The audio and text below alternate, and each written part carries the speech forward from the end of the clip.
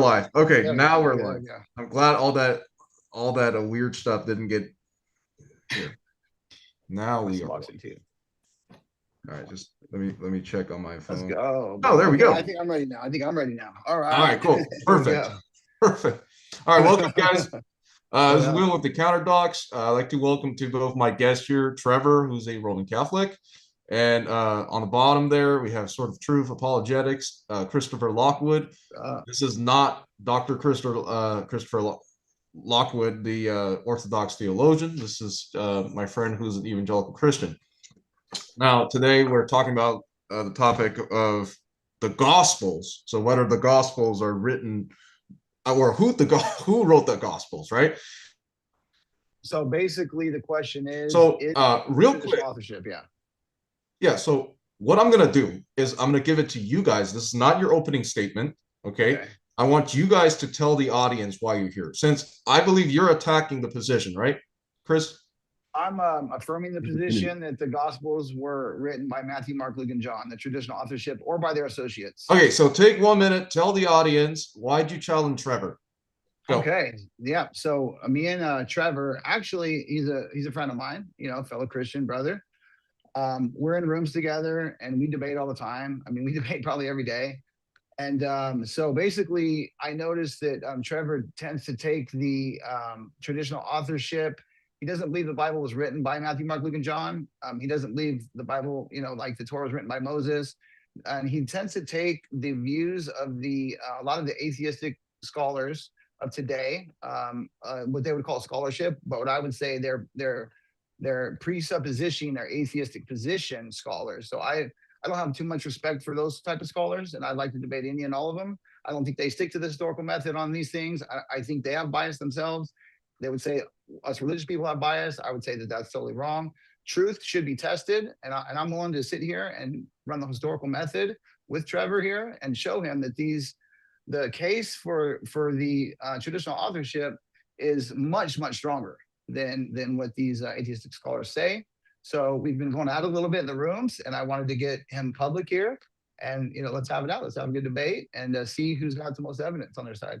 Okay, cool. Thank you. And I'm going to run down the debate format we're going to do tonight. It's kind of similar to an traditional Oxford style. So we're going to give 10 minutes opening to both of you. Obviously, the attacking side is going to go first. With that, we'll have our first rebuttal, which is 7 minutes each, whoever wants to go first. And then we got cross-examination, which is 10 minutes each on both sides. And then we'll do, after that, I will ask questions and based on the things that the guests have said, okay, for around 10 minutes. Then they each get 5 minutes closing. And after that, we have Q&A. So please, obviously, no profanities, no name callings. Let's not do that.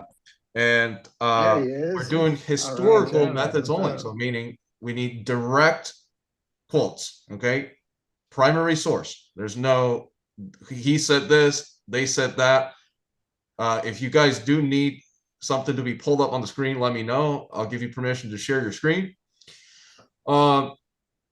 Here, what's going on? And they see the chat. Yes, they can see the chat if they're watching, guys. All right. With that said, you are the affirming side, Chris, right? Yeah. Actually, if you have questions for Chris, please type in the chat QC and then your question for Chris.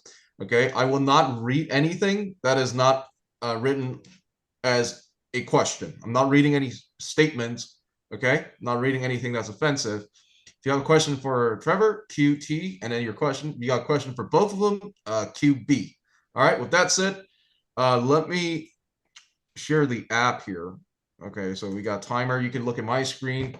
You should have the timer. Let me share it with both of you. All right, so your 10 minutes, you don't have to use it. Let me know if you need to yell it. Starts now. All right, moderator, thank you. And thank you to my opponent, Trevor. Thanks for showing up. Tonight's resolution, okay, is not whether Christianity is true, inspired, or divinely authoritative. The question before us is a historical one. Were the canonical gospels written by the traditional authors, Matthew, Mark, Luke, and John, or their direct associates. This is a question of authorship, not theology. Now, let me begin by agreeing with something my opponent has already emphasized, Trevor. External tradition must be distinguished from internal claims. This is what he said in the chat. That is correct analytically, but distinction does not mean isolation, and it certainly does not mean dismissal, okay? So in ancient historiography, authorship is established by a convergence of evidence, not just one thing or another thing. And I think in these chat rooms, we think that we know the historical method, but let's see what the historical method actually says. Okay, we go by external attestation, which they're very strong on that, internal coherence, early reception, and explanatory power compared to rival hypotheses. This is not a Christian method. This is the method used for Tacitus, Josephus, Thucydides, and Xenophon. Okay, these are all historians that use this. All right, so if we change the rules only when the Gospels enter the room, we are no longer doing history. All right, we are doing special pleading. Okay, we're changing the rules for the Gospels. All right, now what I'm not claiming, all right, let's just, get that out of the way. I'm not claiming that the Gospels identify themselves by name in a modern title page sense. Most history actually that has, authorship, doesn't actually name itself in the title page. So that's already a fallacy. I'm not attesting that early Christians believed authorship based on blind faith, or that tradition alone settles the question. What I am claiming is this: the traditional attributions of the Gospels are the best historical explanation for the data that we have, all right? Now, external evidence is early, uniform, and uncontested, okay? Let's begin with the external tradition because all ancient authorship relies on it.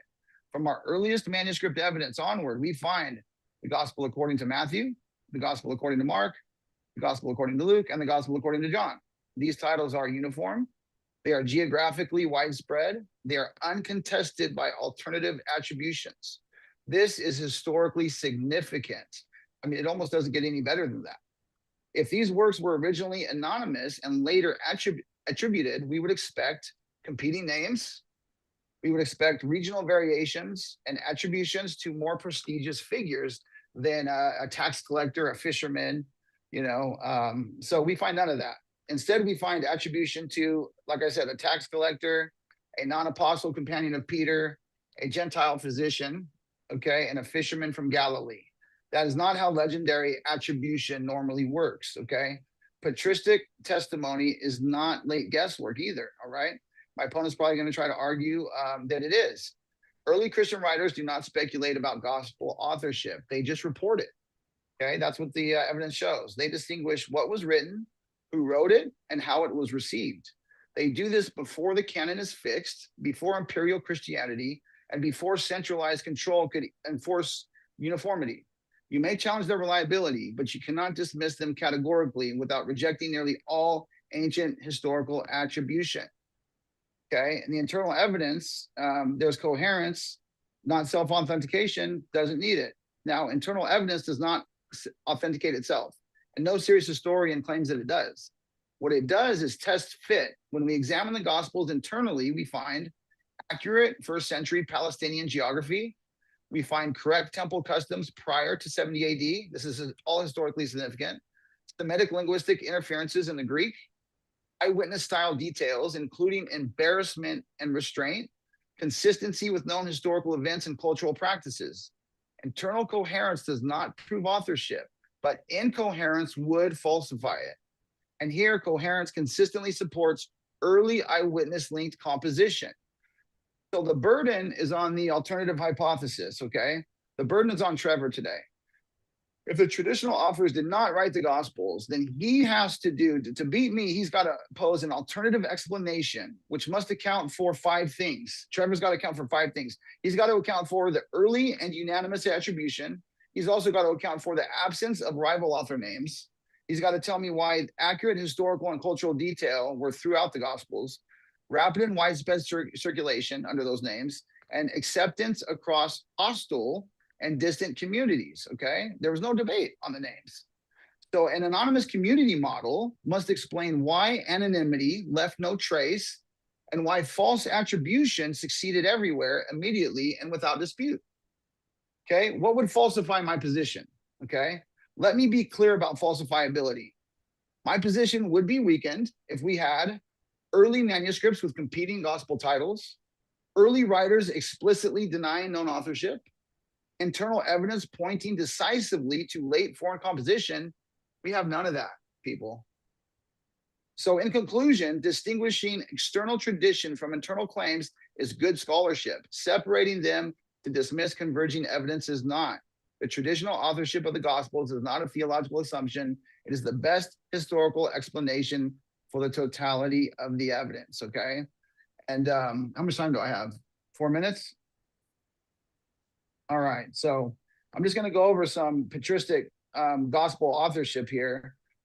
You know, the church fathers and what they said. All right, so it's going to kind of give some credence to what I just said. Okay, so Matthew, we had Papias of Hierapolis, AD 110 to 130. He said Matthew compiled the Logia in the Hebrew dialect, and each interpreted them as he was able.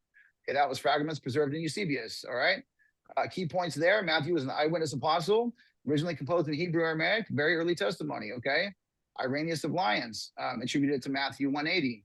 Okay, Mark, again, Papias of Hierapolis. Mark, having become the interpreter of Peter, wrote down accurately whatever he remembered. Key points. Mark, is Peter's interpreter, not an eyewitness, but apostolic authority via Peter. It's a secondary eyewitness that counts in history, and accuracy is emphasized. Irenaeus of Lyons, after the departure of Peter and Paul, Mark the disciple, an interpreter of Peter, also handed down to us in writing what he had been preached by Peter.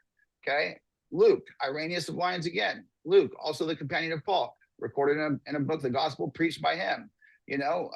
Luke was Paul's traveling companion here based on this testimony. Medical doctor, gospel reflects apostolic preaching. Okay, Origin of Alexandria, AD 230. The third gospel is that, according to Luke, praised by Paul. We don't see any competing attributions. So I don't know where anybody gets it, actually, to be honest. I mean, the evidence is clear. Irenaeus of Lyons, John the disciple of the Lord, who also leaned upon his breast, himself published the gospel while he was residing at Ephesus.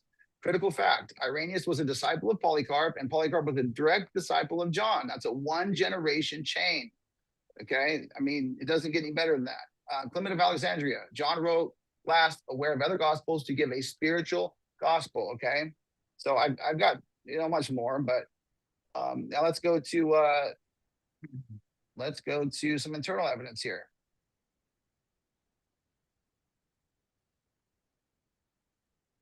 All right.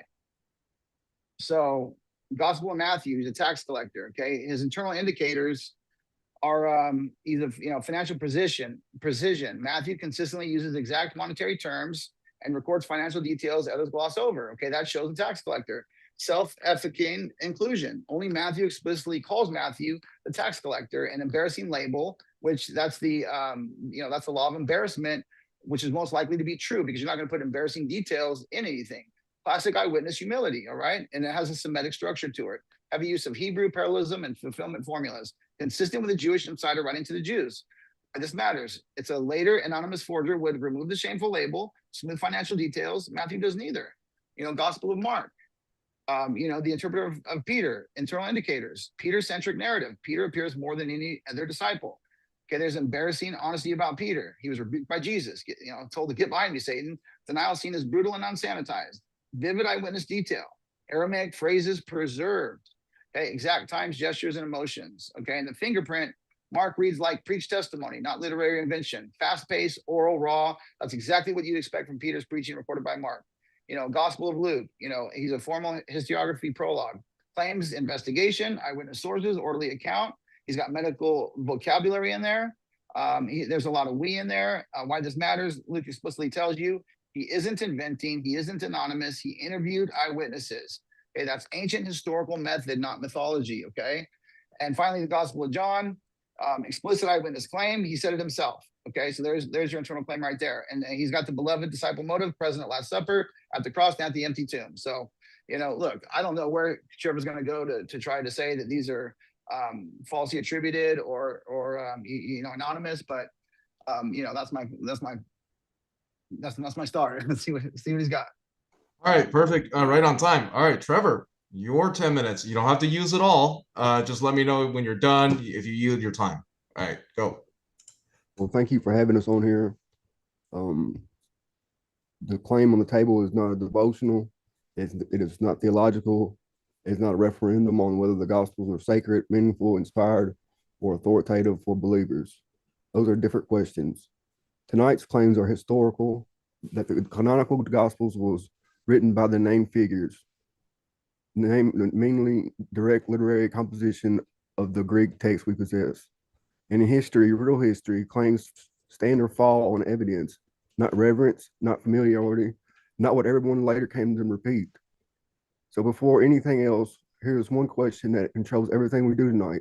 Whether the evidence that is specific individuals actually wrote the text, the Greek text we possess.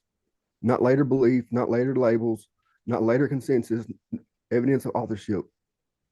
Notice something, when a historical claim is easy to prove, you don't have to argue around it. You prove it to the text and it tells you. Paul does this. Ancient authors do this. Prefaces, self-identification, subscriptions. I wrote this, I witnessed this, I X. But when you open the canonical gospels, we hit a fact that is not emotional, not theological, and not controversial as an observation. The gospels do not name their authors in their narratives. They are third-party works. They do not claim to be eyewitnesses because they're not eyewitnesses. They do not claim John does not say, I'm John testify this. They do not sign the document inside the story the way authors do. So whatever you believe about the truth or the holiness of the names Matthew, Mark, Luke, and John are not coming from inside the works themselves. The names come from outside the narratives, from reception, from tradition, and from later identification, from titles and transmission. And that brings in the distinction that you must keep clear. Reception history is not composition history. Attribution is not authorship. A label is not a signature. It is the basic historical method. It is the difference between saying, this is what communities later believed called the book. This is who demonstratedly composed the book. First, Luke is the only gospel that opens it with a formal preface in historiographical style. That is the moment you would expect an author to anchor its identity, especially if the identity is part of the authoritative claim. And what happens? The author speaks in the first person, the only part of where he speaks in first person in the whole Gospels. About method, earlier accounts of compiling order, yet still refuses to name himself. That does not prove Luke is false, it proves something narrowly. The Gospel's literary posture is not signed memoir, it is composed narrative. It reads like an educated author composing sources and tradition into finished Greek prose for readers. Second, the synoptic relationship, Matthew and Luke stand in clear literary relation with Mark. Whatever detailed model you prefer, the model survives any serious model. These are the text built from text, shaped editorially, arranged, expanded, compressed, reframed. That's how this is not a moral criticism. That's how ancient writing works. But it creates a problem from the simplistic story that Chris wants to sell, because he wants 4 distinct autographs, 4 independent compositions that we actually see in composition process. Sources use tradition shaped, redaction visible. Third, Matthew's audience design. Matthew repeatedly preserves semantic phrases and translates them wrongly, because he's writing to people that are outsiders of the group. That is primarily not an argument that about what Mark primarily did or did not do or did not know. It is an argument about what the author expects from the audience. Translating implies reading who needs the translation. Explaining implies reading who need explanation, and is outward facing Greek readers, outsiders, people whom Semitic expressions are not automatic. That profile fits naturally with tradition moving across language and culture into Greek narrative form for expanding communities. It fits less naturally with the claim that the text is straightforwardly an autobiographical memoir that announces itself as such. Fourth, the titles, according to Matthew, or kata in Greek, is a preposition where it doesn't have to mean written by. It's just according to. They tell you what later communities called the text when copying and circulating them. But that is exactly what they are: paratext, headings, labels, identifiers attached in transmission. And here's the line that ends confusion. A title can identify a book, a title cannot by itself prove who wrote in the first edition.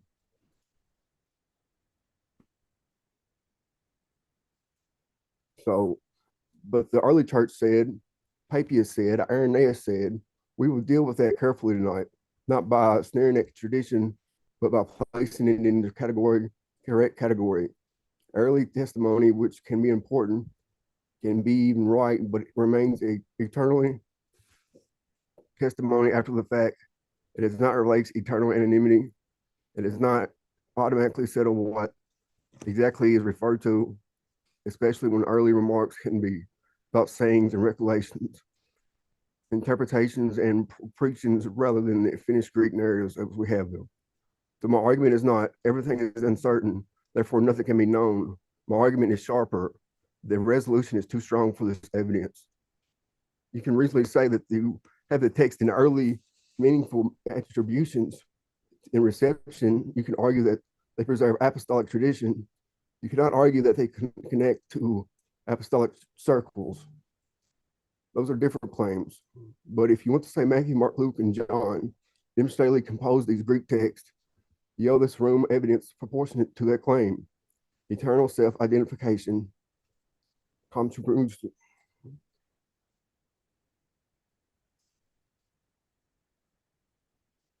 If you want what later attribution, however early, however widespread, then you are not proving authorship, you are proving reception.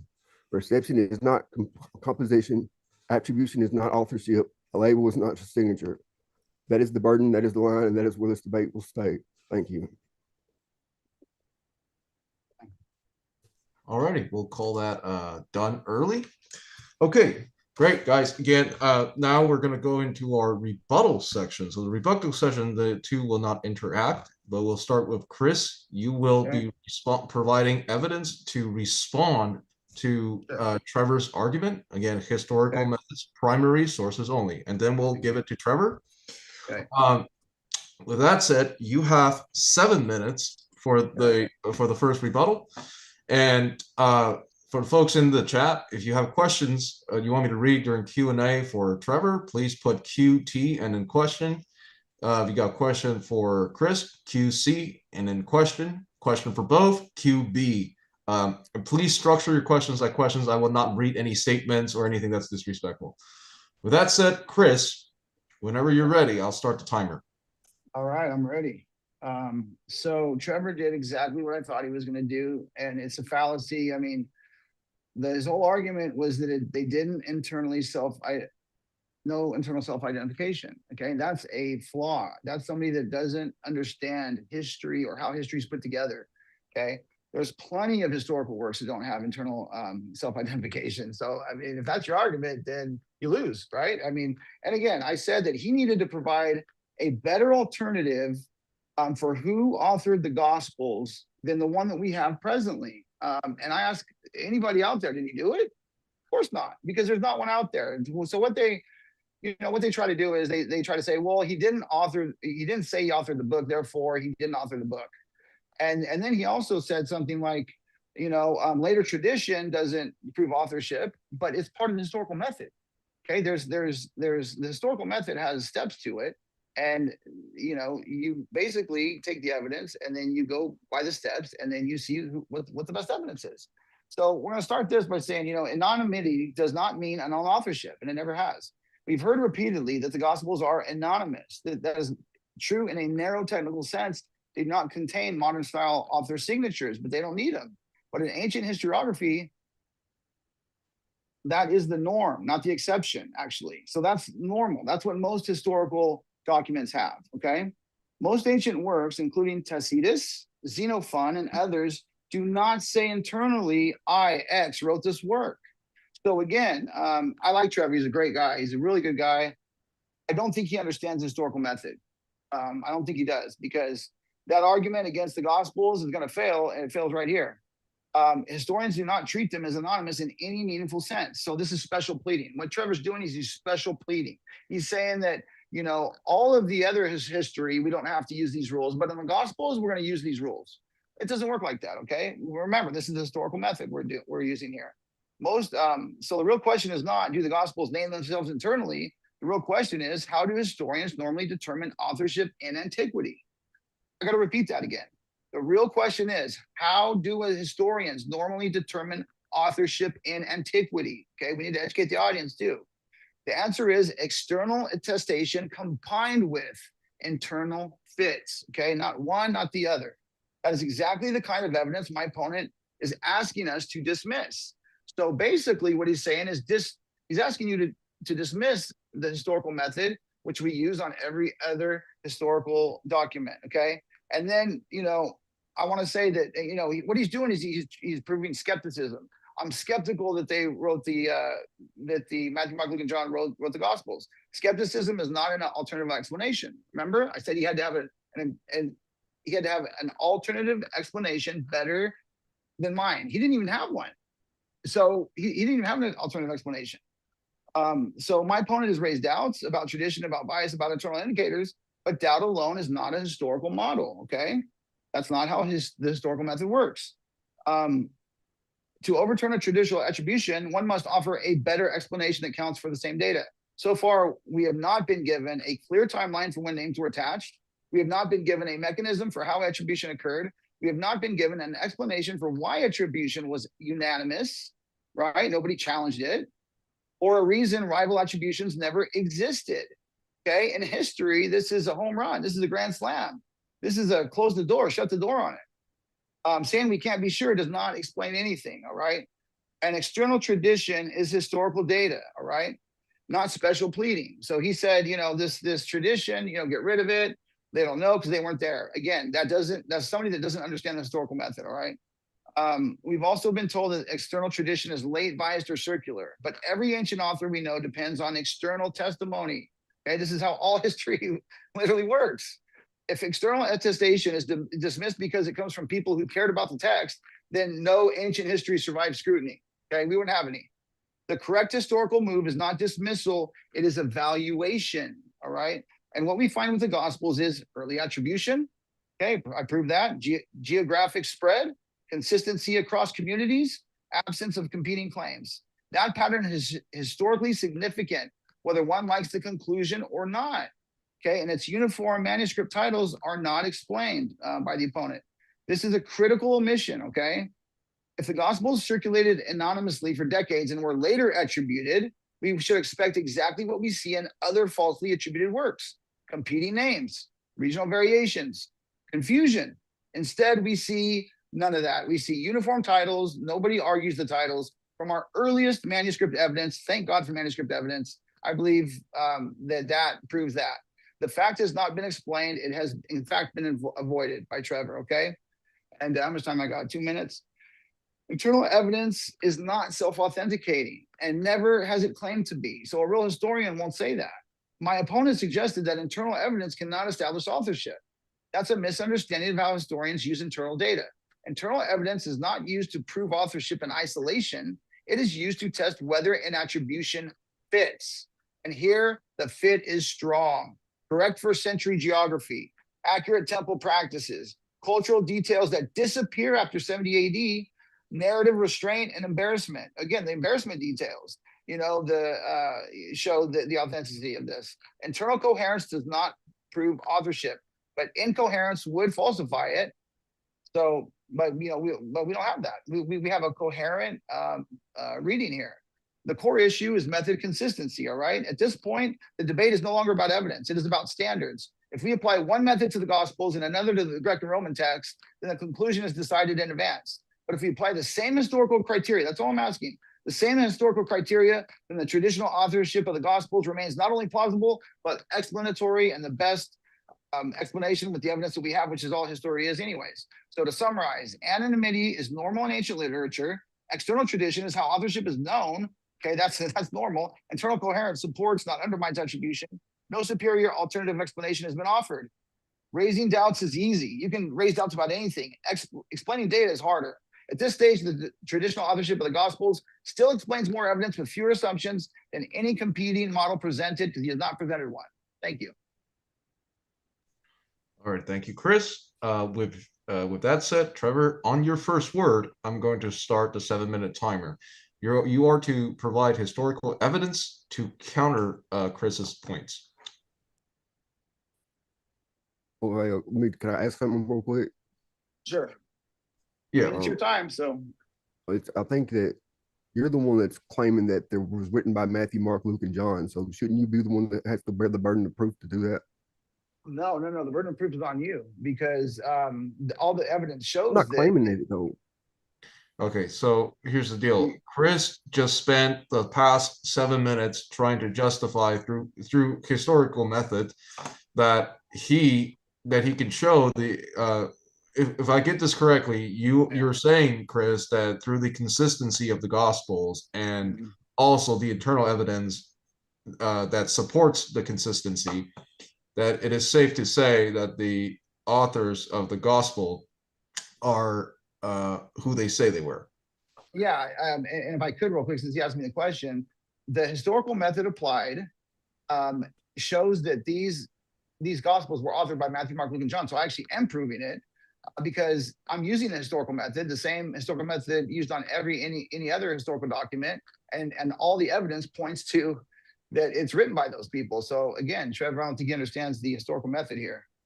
So, right. So I mean, from me listening to it, I think you did provide evidence to for your argument. So Trevor, are you ready to give counter arguments to his evidence?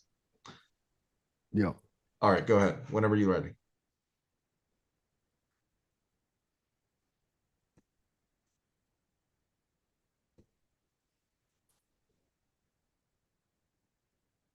The tradition is early and unanimous. Early and unanimous can be true as receptive history. It has not become proof of direct composition. Consensus is a sociological fact. Authorship is a compositional claim. Second, the titles say, according to Matthew, titles matter as labels. They are not signatures. According to tells you how a text was identified in circulation. It does not place a pen in anyone's hand. If they want headings to function like audiographs, they must show that those headings are authorial claims inside the narrative, not paratext attached in copying culture. They cannot. No competing names exist. That is not proof of correctness. It is evidence of constellation. Once a label becomes a standard in copying and public reading, rival labels die in transmission. No rival survived tells you a tradition stabilized. It does not tell you who wrote it in the first place. Papias proves it. Papias is precisely where their case gets fragile, because even if you grant him maximum goodwill, he is not holding to a standard autograph of the finished Greek gospel text. He is a later voice reporting origin stories, and his descriptions are not as clean as the slogans. They are reading a later report, and it cancels internal anonymity and compositional footprints. Papias was known to be someone with a. Eusebius said that he was like a moron, really, and he didn't know what he's talking about. And that's the only claim. Not Catholic. Go ahead. What? Sorry, go ahead. I said Catholic just said that, but go ahead. That's what Eusebius said. Okay, good. No, go ahead.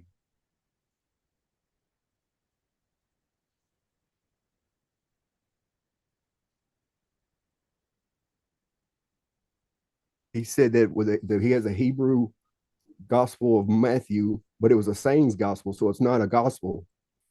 And he said that and he said he had a Matthew. I mean, Mark was Peter's interpreter, but that's not a gospel either. That was a saying source. That would be a logia. It's not a gospel. And if you look at the canonical Greek gospel of Matthew, it doesn't show any translations from Hebrew to Greek. So I don't know what Papias was talking about. He also recorded something, a death of Judas. Judas, he recorded another death of Judas, saying he was swelled up as big as a house. So I don't know what Papias was talking about. Irenaeus proves it. Irenaeus is a major witness to reception history, especially the stabilization of the fourfold gospel in the late 2nd century. That matters, but is not contemporaneous proof of composition. It is not eternal self-identification. It is not a signature. It is later ecclesiastical identification. Eyewitnesses detail proves eyewitness authorship. Detail is not identity. Ancient biography can be vivid without being written by eyewitnesses. Traditions can be concrete without being autographs. A skilled narrator can produce realism without the named person. They want you confused. This sounds real, but this sounds who wrote it. That is not method. That is impression management. Why would they pick Mark and Luke, not apostles, if it was true? That is a psychological storytelling. It argues plausibility, not proof. Plausible is not proven. And it actually goes the other way. Naming a text after an apostolic associate is exactly how reception anchors authority without guaranteeing audiograph authorship. That is reception logic, not conversational demonstration. Now, notice what they did not do. They did not solve internal anonymity. They did not solve Luke's anonymous compiler posture. They did not solve literary dependence and redaction. They did not turn paratext into signature. They did not produce complementary composition and evidence. They tried to overwhelm you with inherent certainty. It's always been called like this, so it must be like this. But here's the ruthless reality. If your claim requires an audience to treat labels as audiographs, you don't have an authorship place. You have a naming tradition. And I'm not asking you to just respect the naming tradition. I'm asking you not to confuse it with demonstrated authorship. So the burden is exactly where it was. If you want to win the debate about authorship, you must produce evidence or authorship, not generalized apostolic connection, not early reception, not theological authority. Until you do, the resolution remains a claim stronger than what their evidence can carry. That is why their case sounds so strong to people who want certainty but collapses under historical standards. And back to the manuscripts, the earliest manuscripts like P1 and P4, they didn't show, they didn't have titles to them at first. So the oldest manuscripts, they didn't have titles. I'm done.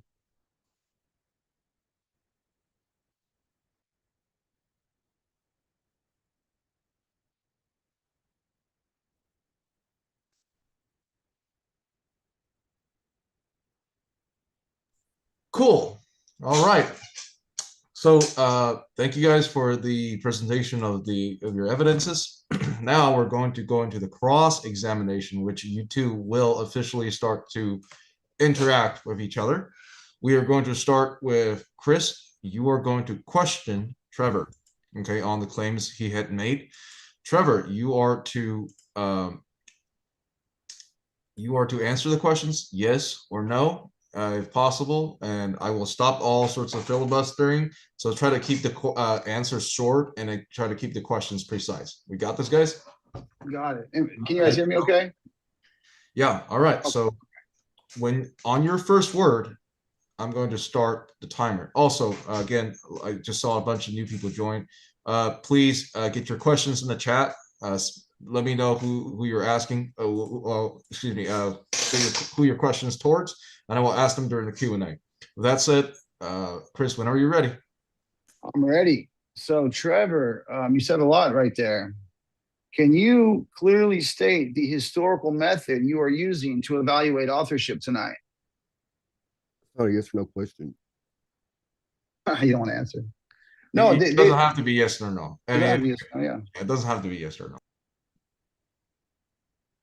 So this is an open-ended question. There's an open-ended question. So can you because this is going to show that, well, anyways, can you clearly state the historical method you are using to evaluate authorship tonight?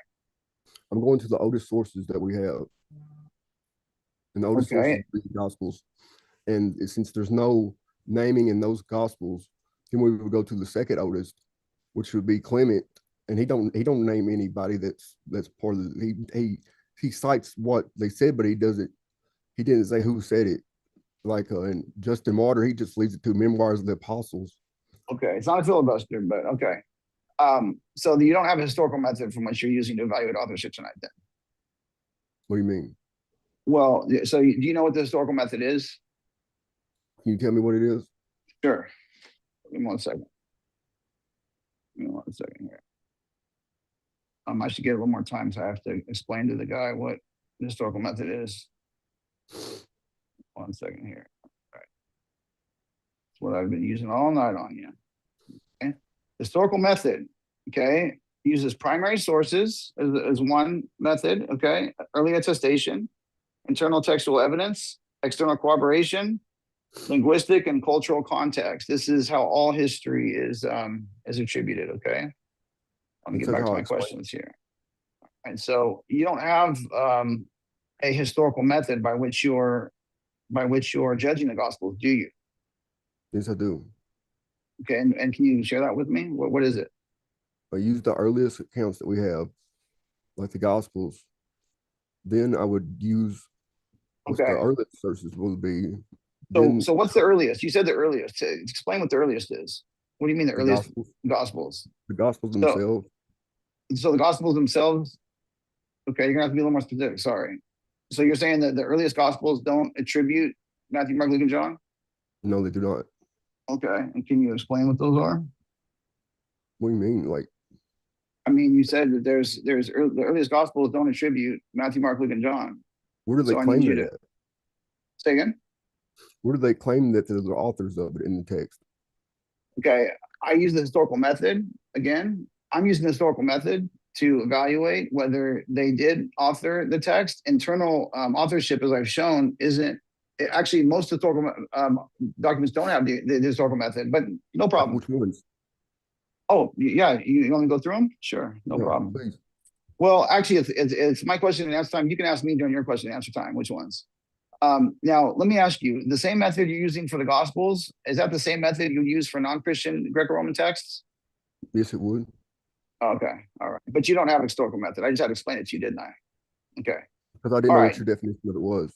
Well, you're not defining it either. I mean, you're just using one thing. You're using the internal, the internal method, which I've shown that the historical method doesn't need. I mean, I've got 5 other things. You've shown no evidence at all. The strongest one would be the earliest Gospels themselves, right? That would be the strongest one. Now, does your method allow external attestation to establish authorship for any ancient text? Yes, it does. Okay, but so again, I'm going to ask you the question again. Does your method allow external attestation to establish authorship for any ancient text? Yes, it does. Okay, but here you want to throw it away though, right? Because they're too late. They're too late? So what do you mean by too late? What do you mean by too late? Years. Over 100 years? So you're saying that 100 years is too late for that to apply? Yes. Okay. Well, we have Alexander the Great. We don't have anything for 300 years. People wrote when he was alive. People traveled. You don't have anything for 300 years. From the time he was born to the earliest writings, 300-year gap that people are talking about Alexander the Great. Okay, but again, no problem. Okay, is it correct that most ancient works do not contain modern style author signatures? You want me to repeat the question? What's your question? Is it correct that most ancient works do not contain modern style author signatures?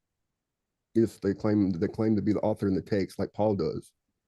Okay, that you're using what you're cherry picking, you're using one. So you're saying that most ancient works do use modern style author signatures. Can you name any others?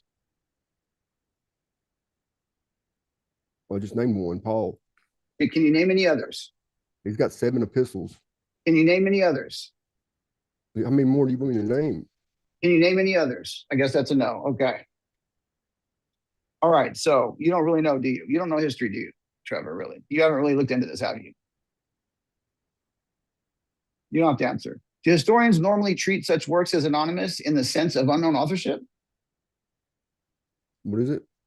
Do historians normally treat such works as anonymous in the sense of unknown authorship? What do you mean by that? So I'm asking you if historians normally treat such works, you know, that they'd say are anonymous, in the sense of unknown authorship? Yes, like if they didn't claim to be author, if the text is anonymous when it itself, it would be anonymous. Okay, just make sure to ask me in our question answer to tell you which historical works do not have internal authorship. Please ask me that question so I can bury you. Can you name one ancient historical work whose authorship is established without external testimony?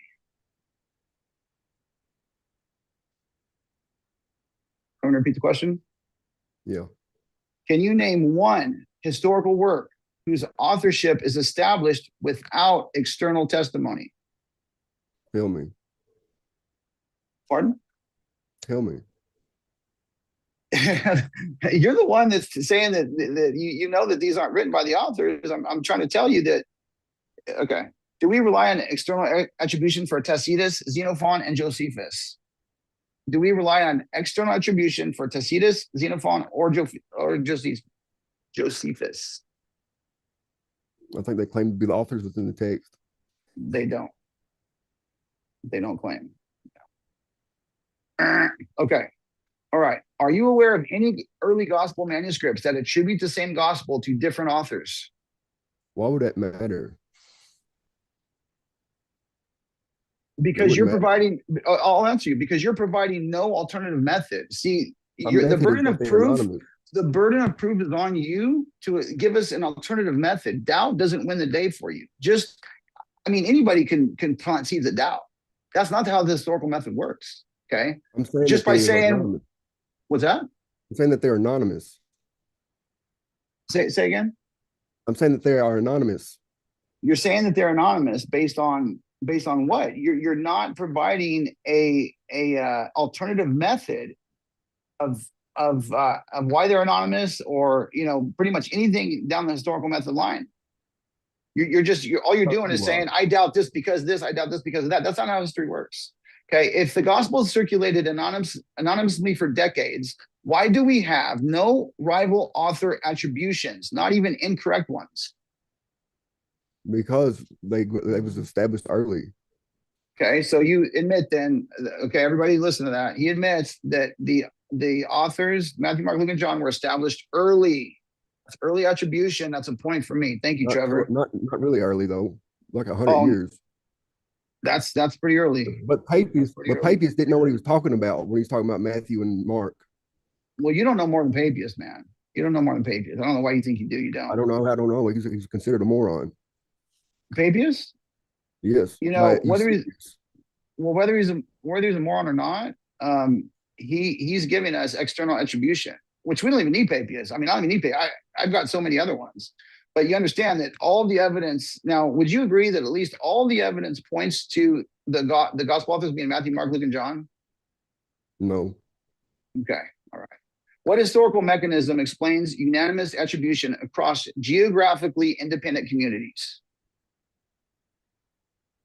What do you mean? This question again. I can't, be the teacher. This is too big of a debate. What historical mechanism explains unanimous attribution across geographically independent communities? I'm saying, why would that matter? They got to test it within 100 years. So why would it matter if they're unanimous? Unanimous is true. Yeah, this is the hardest question for you to answer. That's why I'm not going to help you with it. Okay. Now, what is your positive alternative model for gospel authorship? Not doubts, but an explanation, because that's what history is, right? We got to get the facts. We got to explain it. So what is your I don't think we have enough facts to be able to tell who wrote them. Okay. And you're coming to that conclusion how? All right, last question. Answer that real quick, Trevor, before we go to yours.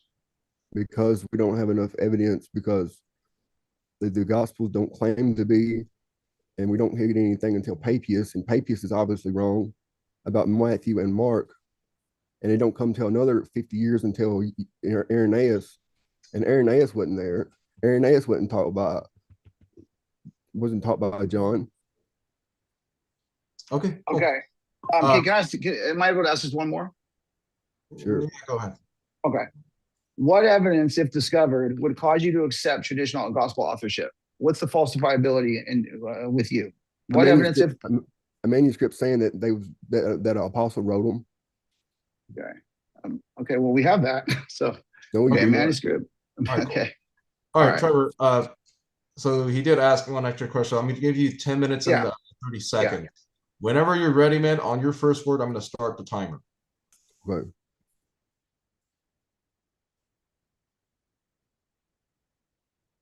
All right. Okay. Do any of the authors claim to be the authors? Like, do Matthew, Mark, Luke, and John claim to be the authors within the text? As I said, I don't need it Why don't you need it? because the historical method doesn't require me to need it because because if I needed it, then I'd have to throw out about 70% of other history that we've done. You just don't need it. This is the flaw in your whole argument, which I've shown you in the rooms here, everywhere. I mean, how many times do I need to tell you? Well, keep asking. Ask me which histories don't have internal authorship. So in Luke's preface, does the author name himself? We don't need it. Again, we keep repeating ourselves. We don't need it. So they're anonymous, like within themselves. The texts are anonymously written. No, they're authored by these authors. You don't need internal evidence. You're taking one of the 5 things that require the historical proof, and you're just running with it. And you're just saying, I doubt it because they don't have this. That's not proof that they're not authors. They are the authors because all the evidence says that they're the authors. This is how history works. And you'd have to tell me then you don't believe Tacitus, you don't believe Josephus, you don't believe Plutarch, you don't believe Suetonius. They don't have internal authorship claim. So you don't believe those guys? Do Matthew and Luke use Mark as their source? There's no evidence of that. I mean, Yes, what there does is. that? What does that have to do with whether 90%, Matthew, Mark, Luke, and John wrote it? 90% of Mark is in Matthew. Okay, well, they're both eyewitnesses. So if I have 2 eyewitness accounts of who shot who, okay, you could look at both of them and say 90% are right. Okay, why aren't they 100%? Because they're actual real eyewitnesses. That actually backs up eyewitness testimony right there. Actually, if you look at real eyewitness testimony, which I've studied through law, you'll see that they're not going to be 100% because that would be forgery. So these look like real eyewitness accounts. So that actually works for me, not against me. No, it doesn't. Okay, but you don't even know the historical method. So what do you know? No offense, but like, what do you know? I mean, I don't even know what method you're using to come to your conclusions.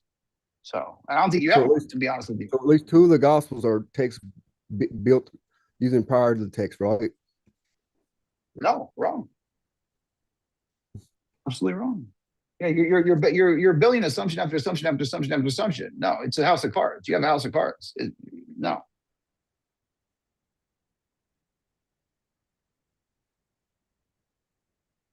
So what direct evidence do you have that the 4 direct autographs are named individuals rather than literary products shaped through sources and redaction? I have external evidence. I got the church fathers. I have internal coherence. The church fathers are not reliable in that. The church fathers are not reliable? Says who? Not in this. Not in this. Says who? Says who? Says you? I mean, what's your evidence for that? You don't have any evidence. You said that because it was 100 years after. Look, our memories do not work that way. You think we can remember stuff that's going to come from 100 years from now? That's not how the historical method works, my friend. Oh man. So let's just throw all history out then. Let's just throw all history out because, let's throw out Alexander the Great never existed then, according to you. Alexander the Great never existed. We have more evidence for Alexander the Great than we ever will have for Jesus. We have coins from him. You're an idiot for saying that. You're an idiot for saying that. I mean, that was a stupid, sorry, but that was a stupid statement.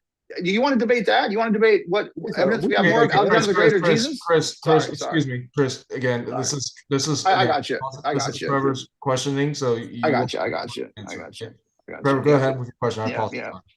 Yeah. Well, I mean, he said that. He said something stupid. So more evidence that Alexander the Great than Jesus. I have eyewitnesses 15 years within Jesus. We don't have 300 years within Alexander the Great. Give me a break. That's not true. Go ahead. That's not true. We have complementary people that walk beside him that would write stuff down, but it got copied by somebody else.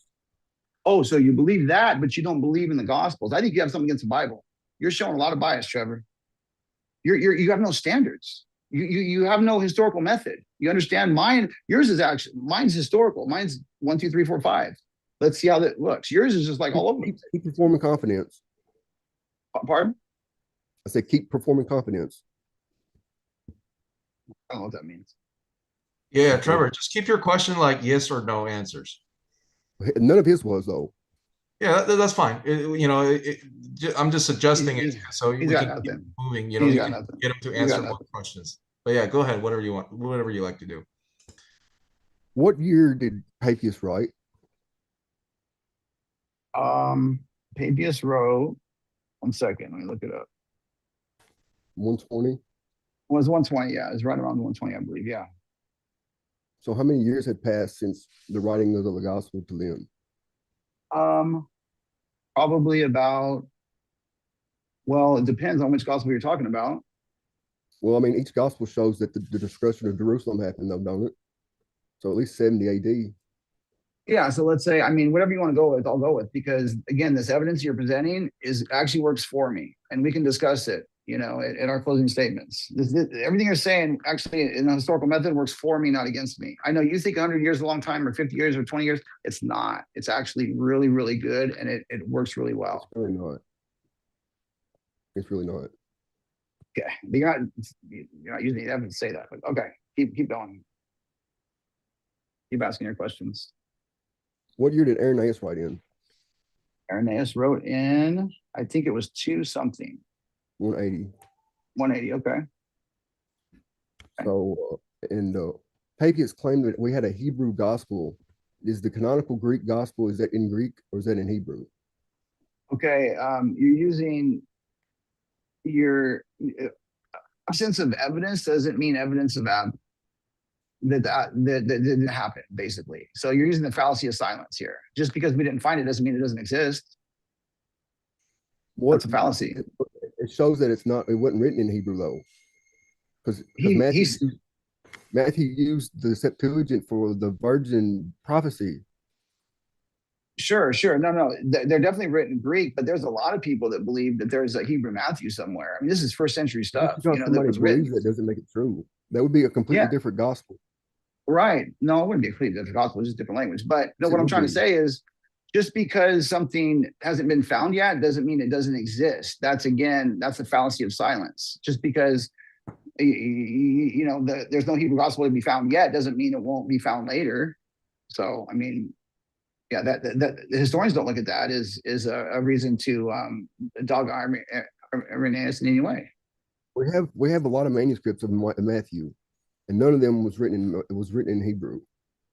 The canonical gospel that you have in your Bible was written in Greek, not Hebrew. So Papias was obviously wrong.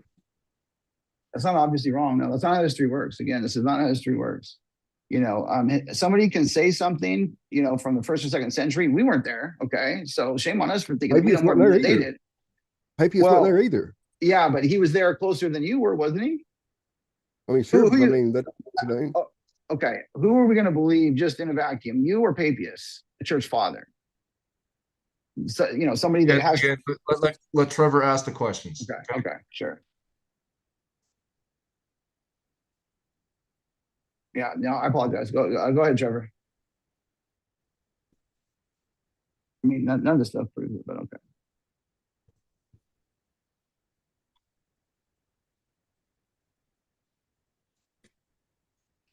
In John 21, it is the beloved disciple referred to in the 3rd person rather than I, John. Yes or no? Referred to in the 3rd person? Yeah. It's honestly irrelevant. You can have 3rd person. That doesn't mean that he didn't author it. He said, we know that his testimony is true. So obviously that it's becoming a we now. It's becoming a community thing at that point. I mean, I can show you historical documents where people go in the 3rd person and they still are attributed to it. In the sentence where they do that, where like that. Sure. I'm going to say his name wrong. Thucydides, work, History of the Peloponnesian War, 5th century BC. he regularly refers to himself in the third person. So that didn't work, did I it? think it would be a false equivalency. Pardon me? I think that would be a false equivalency. Why is that a false equivalency? Well, I mean, you're the one That asking the doesn't question, matter. That doesn't matter. but you just said that because it's in the third person, you're trying to say that he isn't the author. But I've shown you another historical work where the third person and he is the author. So what are your standards here, Trevor? I'm If you look at the trying to Greek understand text, what your method is. if you look at the Greek text of John 21, it's completely different than from the rest of the gospel itself. Okay, that's a you're making a vague statement. I mean, what does that have to do with anything? It shows that it wasn't written by John at one point. It shows that it come from more people. Why? Because Because obviously, if the style was different, then obviously then he didn't write it.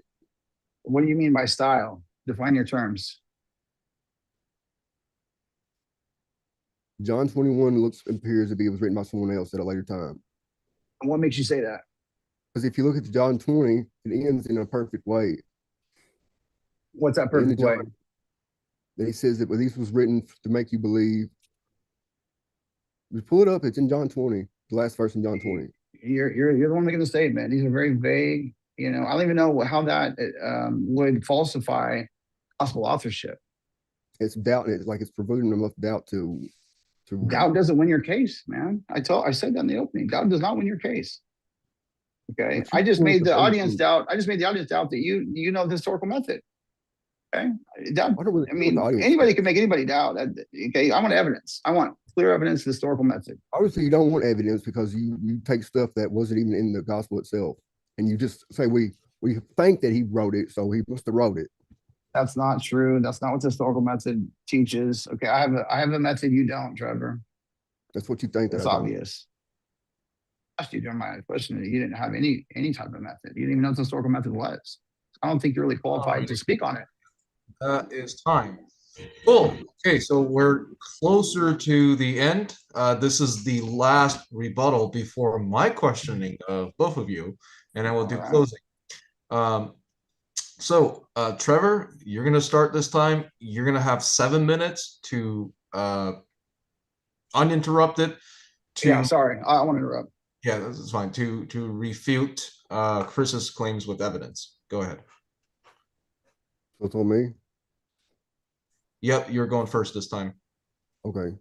Chris wants us to leave in saying authorship proven, but after the cross-examination, authorship assumed become later people said so.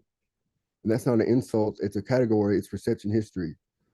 They were not, whether author means direct composition of Greek text we possess, they could not escape the definition without abandoning the resolution. Then the decisive question, do any of the Gospels name the author inside the narrative? The answer is no. So the names are not coming from the inside the text, they are coming from outside the text, titles, traditions, later testimony. And here is what the Chris could not make disappear. A label can identify a book. A label cannot prove who wrote the book. Luke, the gospel, within the preface, refuses to name the author and reframes the work as a compilation after early recounts. Matthew and Luke stand in traditional relationship with Mark, and that show editorial reuse. Matthew used Mark's gospel, even if Mark wasn't an eyewitness, but Matthew was, so why was he using Mark's gospel? Mark preserves semantic phrases and translate them for readers who need translations. These are fingerprints of transmission and compilations, text built through sources later stabilized under names. And when pressed for position, the pattern got worse. When people try to weaponize Aramaic, they often don't even keep the form straight.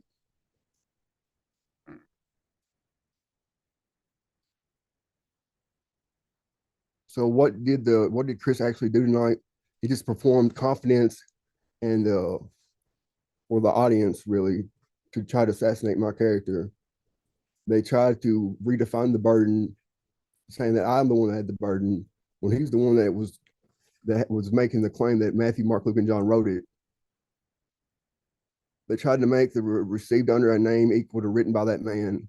They tried to make the early and anonymous equal demonstrated, but slogans don't change categories and repetition doesn't create evidence. If they want to say early communities received these texts under these names, they can say that. That is reception. But if they want to say, therefore, Matthew, Mark, Luke, and John demonstrably composed these Greek texts, they owe evidence proportionate to that claim. They did not produce it. So don't let them sell you a halo and call it handwriting. Don't let them hand you a label and demand it to treat you like an audiograph. Hold to that claim that's the standard it demands. If you do, the conclusion, not emotional, the resolution has not been demonstrated. Thank you. Thank you. Thank you, Trevor. Whenever you're ready, Chris, your 7-minute begins.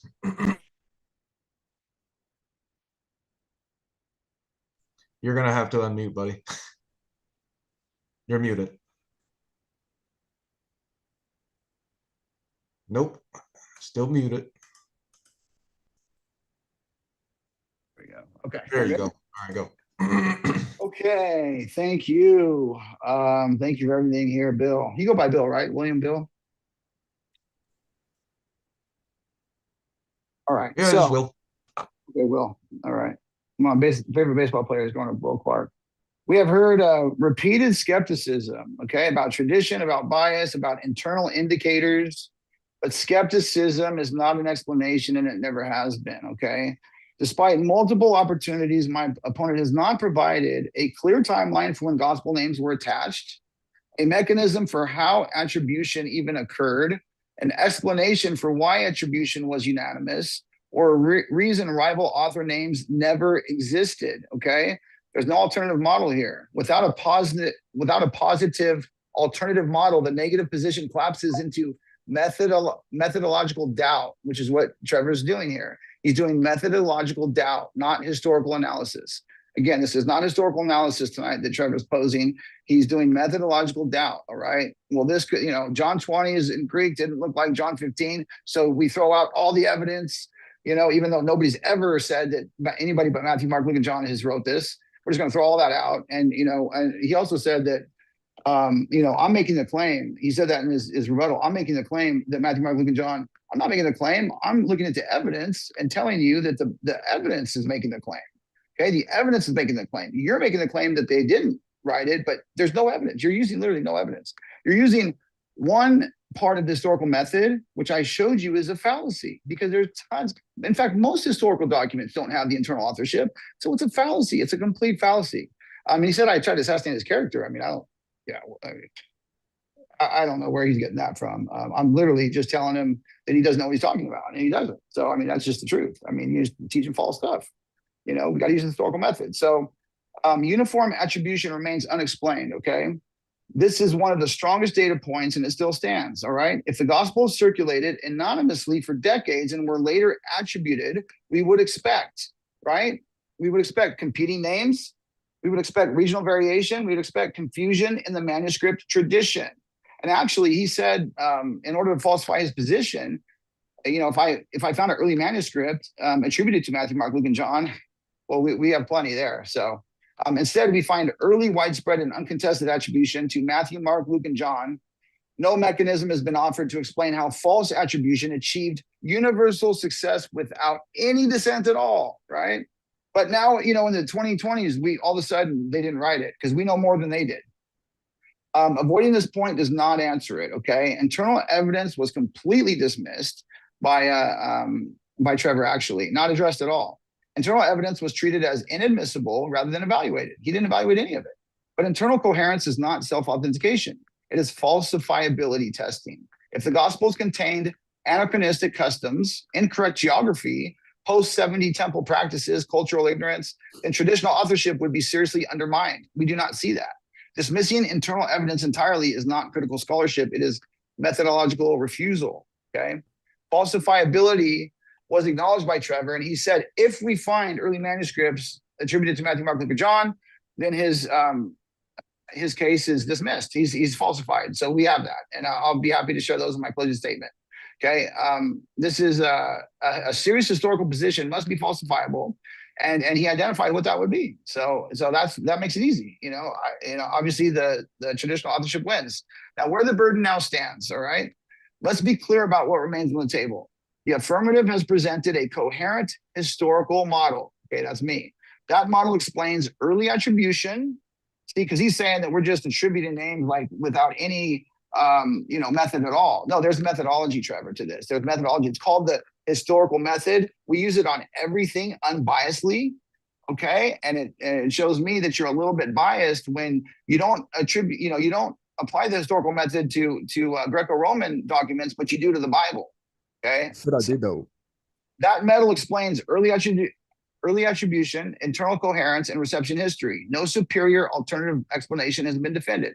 When one model explains the data and the other explains only why certainty is impossible, history favors the explanatory model. Okay, I'll say it again. History favors the explanatory model if you've got one that is using all the evidence, okay, and using the historical method, and the other is just, saying it's impossible to be 100% certain. Well, no crap. I mean, yeah, we know that. That's not how history works. Okay, go look at the historical method. Go read more history. Look how we come to history in the historical method. The way you're talking, you pretty much throw out all history, because the gospel history in the New Testament is some of the best documented history that we have in the world. Okay. To conclude, all right, distinguishing evidence is good scholarship. Isolating it to avoid convergence is not. At this stage, the traditional authorship of the Gospels remains the best historical explanation of the evidence before us, and it's not even close. Okay. Thank you. All righty. Thank you, guys. So now I, the moderator, is going to debate both of you with my questions. Okay. Okay. So it doesn't seem like we have a lot of Q&A, so we'll probably skip the Q&A questions. And Sure. for the Q&A questions, I already integrated them in here. If you guys still have questions as we go on, feel free to ask them in the chat and make sure they're again stated like questions. Mark got some stuff wrong about the geography. Okay, cool. You can say that in the you could go ahead and address that in the closing statement. But here we go. Let's start here. Chris, Yeah. these are viewer questions, by the way. Sure. What is the internal method that you use? So the internal method that I use, let me just pull it up again. My historical method notes. I'm using a historical analysis of the text content itself to test whether an authorship claim fits or fails, not to prove authorship in isolation. Okay, internal method asks, does this text behave the way we would expect if the traditionally attributed author wrote it? It is a coherence and falsifiability test, not self-authentication. Okay. All right, now I got a series of questions for Trevor here. So Trevor, what is the official position of the Roman Catholic Church on this issue? That they are apostolic tradition. Okay, so well, the question is, what is the Roman Catholic Church official's position on who author? They allow like a diverse, like you don't have to believe that the gospel authors themselves took the pen into hand and wrote everything down. Okay, but is it the Roman Catholic Church official position that these gospels are divinely inspired? We wasn't talking about that. Well, no, that's my question. Is the Roman Catholic Church, in your understanding, its official position that the gospels are divinely inspired? Yes. Okay. And you believe it is the Roman Catholic's position that you're free to believe whether the author actually wrote them? If the what? That the authors listed on the books actually wrote the books? Because those titles came secondary. They wasn't a part of the compositions. Can you elaborate on that? The earliest manuscripts we have, like P1, it doesn't show a copy of the title on it. Okay, so but they are divinely inspired. Yes. Okay. So, you and I, our faith, between you and me, we share 1,000 years of history. So, and in your, one of your arguments, you did say that as a response to Chris's question, that you do rely on the church's authority and the early councils to determine a lot of these things. Can you show us from primary source um, whether the early councils affirmed the authority, the authors of the Gospels? Like at the Council of Rome. Okay, that they affirm the authors of the Gospels?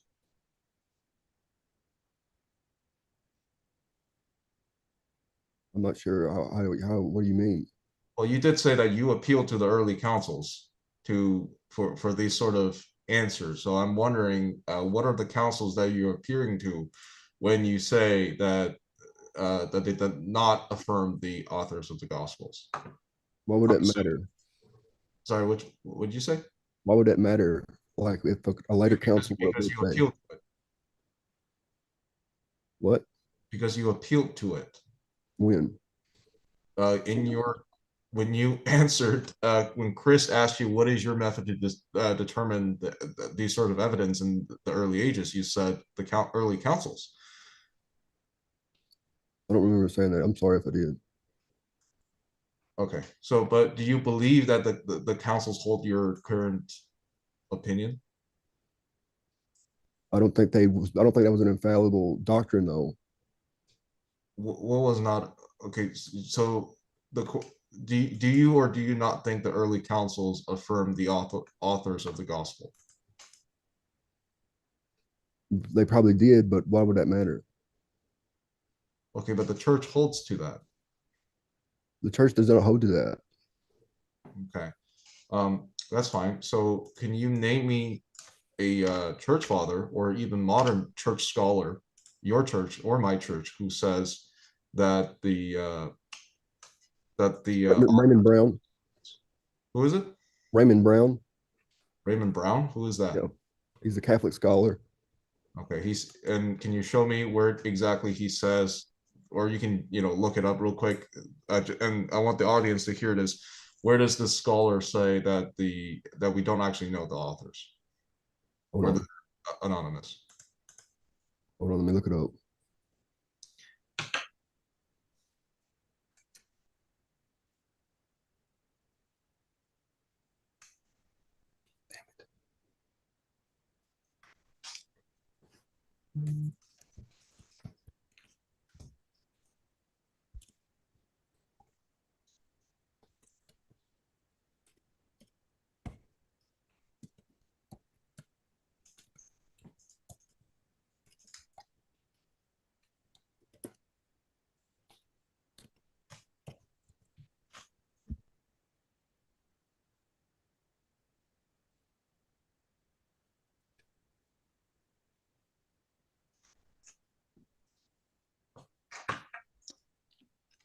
It's loading. Hold on.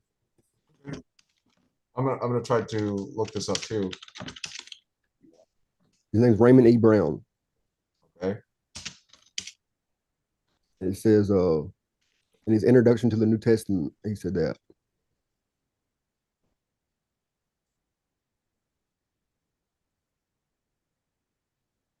Okay, so can you show us a quote that he officially, in his name, affirmed the fact that he believes, okay, scholarly, that the authors are not who they said they were?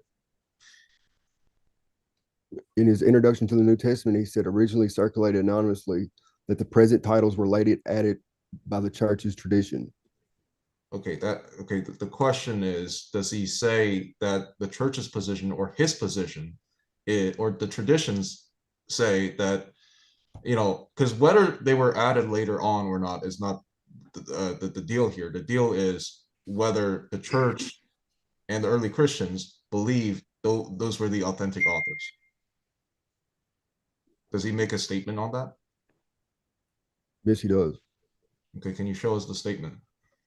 Just give me a second.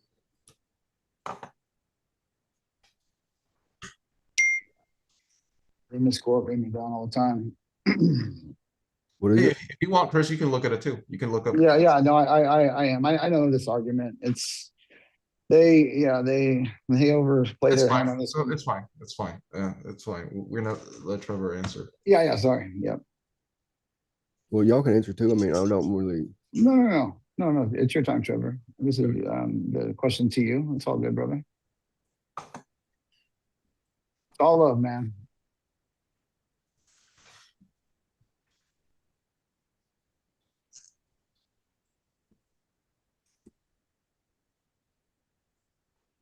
So what was your original question again?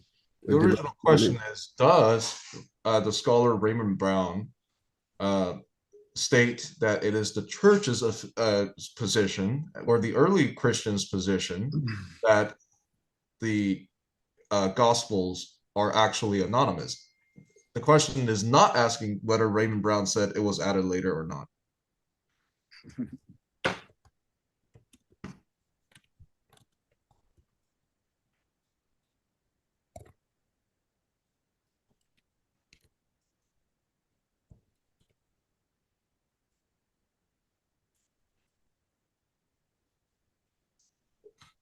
If you can't find it, that's okay. We can move on. I'm looking at it right now. Okay.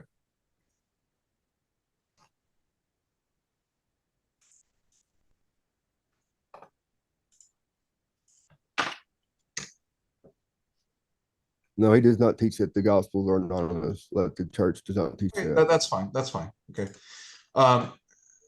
So with that said, when I asked you a few minutes ago that whether you believe the early councils and early fathers affirmed the authors, you said yes, but you don't think those are official. But then you went and quote Raymond Brown, who does not have, who also don't have official position, which you believe, but you believe will support you. So do you not see that there is a double standard there in your use How? of sources? Because How? we went to the early councils, which are more authoritative than a later scholar, and you said the early council is not authoritative, but then you went to a scholar who is also not authoritative.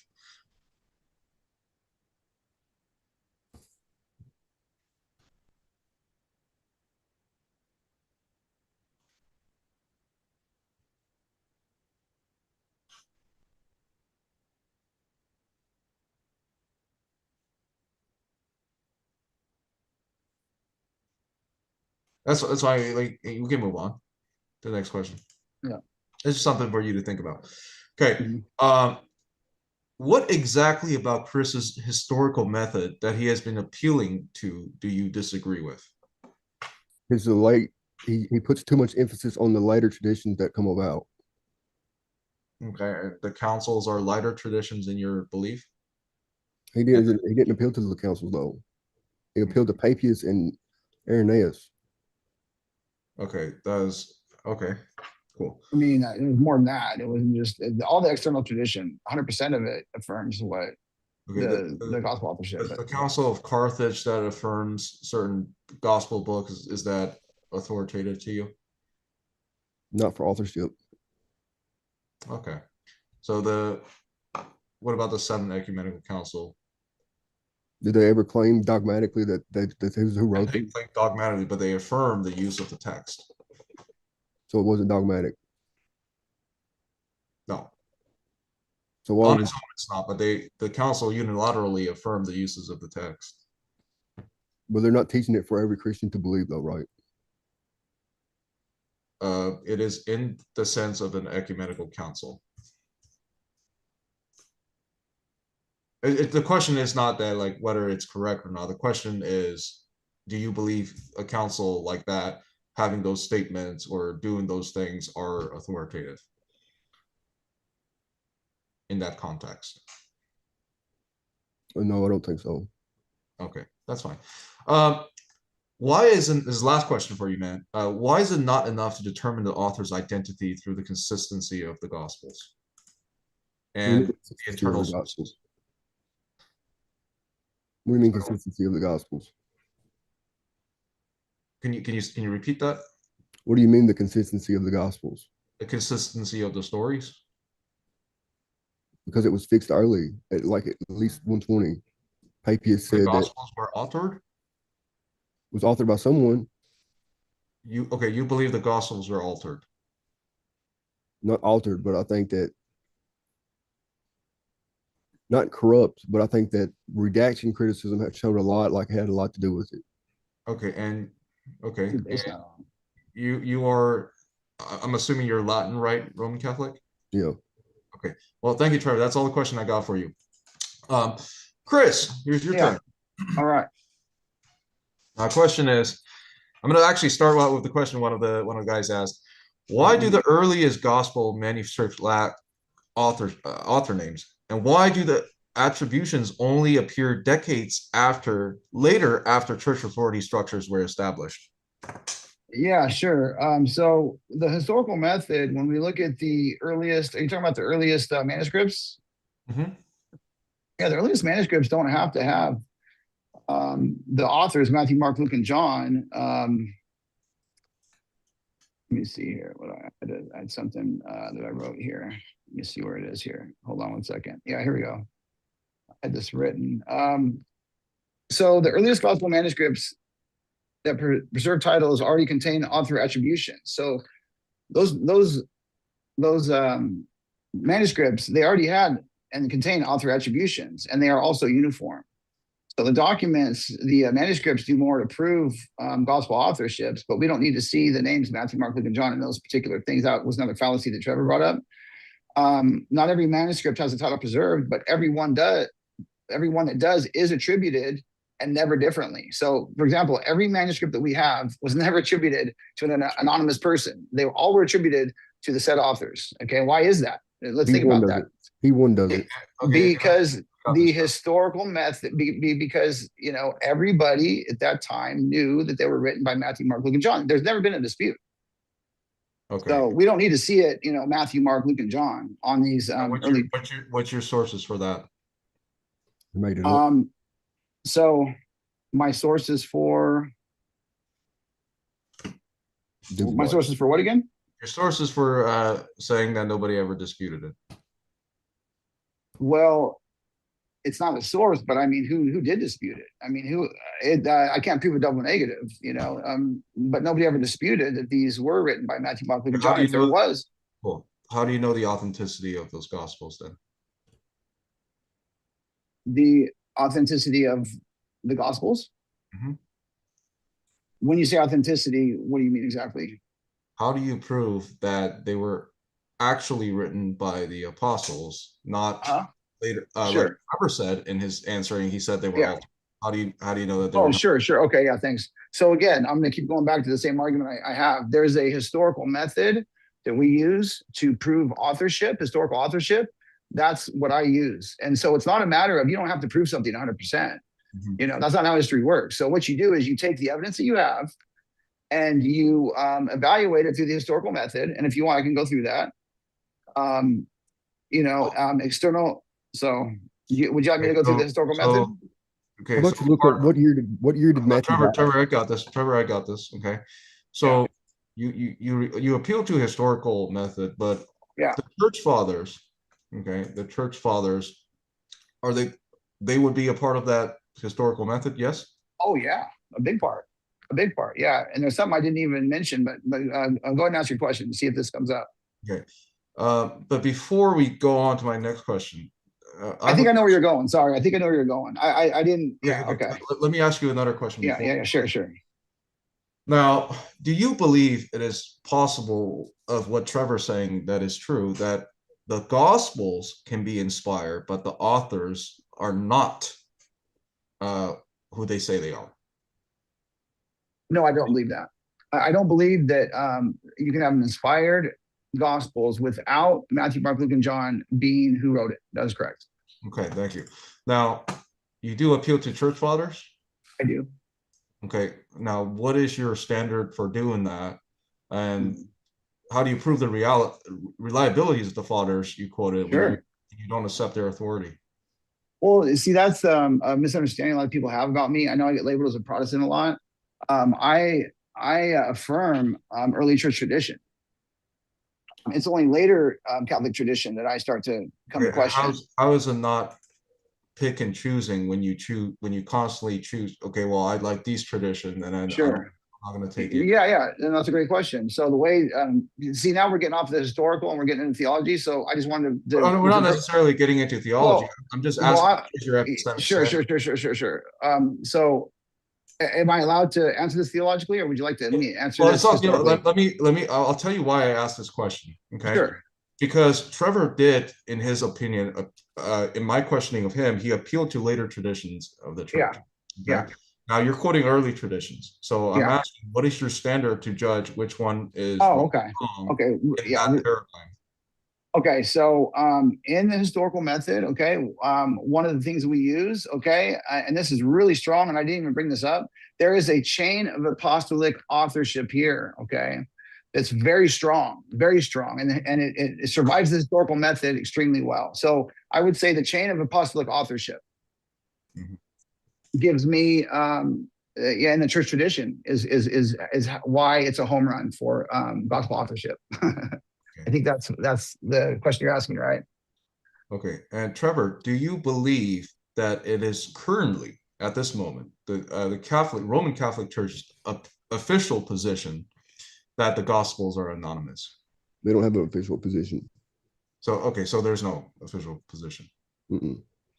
Okay. So if there is anything that you can appeal to in the Roman Catholic dogma or anything official that can, that you believe that would strongly support your opinion, what would it be? What do you mean? Like, can you? Good questions. Yeah. Well, if you have anything, from the Roman Catholic Church that would support either nowadays or back in the days that you believe that you can quote to support your position that the Gospels are anonymous, what would it be?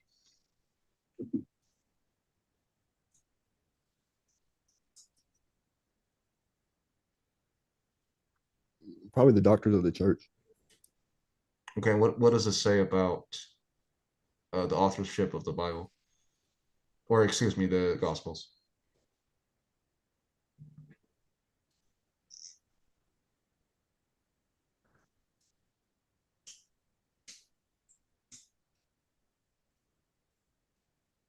Let's think on that.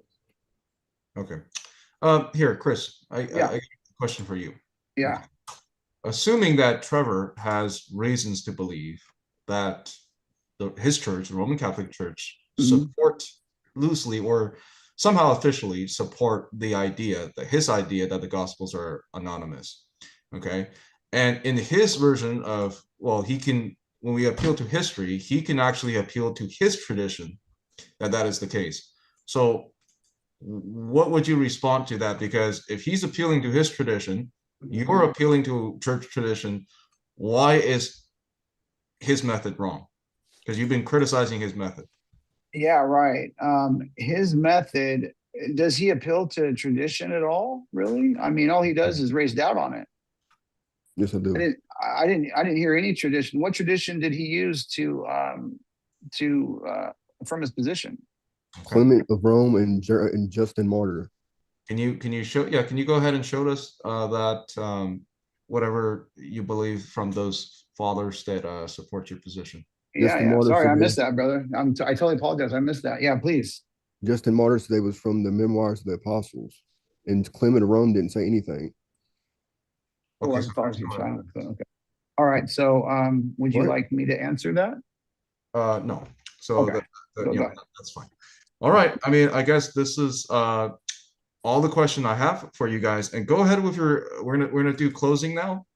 Okay. It's interesting because tomorrow on the Julian calendar here, that we actually we're celebrating one of the feasts of St. John Chrysostom. So I got to go to midnight liturgy after this. Nice. Anyways, who wants to go first? You know what? We'll have Chris. You go first, and we'll give Trevor the last one. Okay, sure. All right. Give me 1 second here. A nice closing rebuttal that I just typed up. 1 second.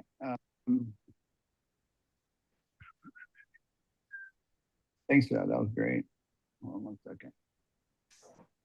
Well, there we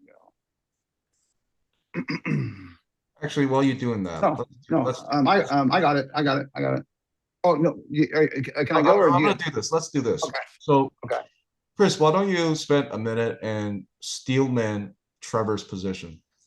Okay, sure, sure. That should be fun.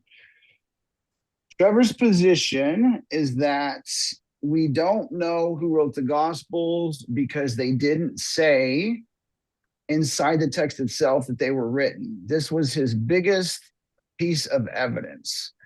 And he also said that the church fathers don't know what they're talking about. And they had too long of a time in between gospel authorship to know what they were talking about. So we just throw them out as well. He also argued that, let's see here. I mean, it wasn't too much stuff.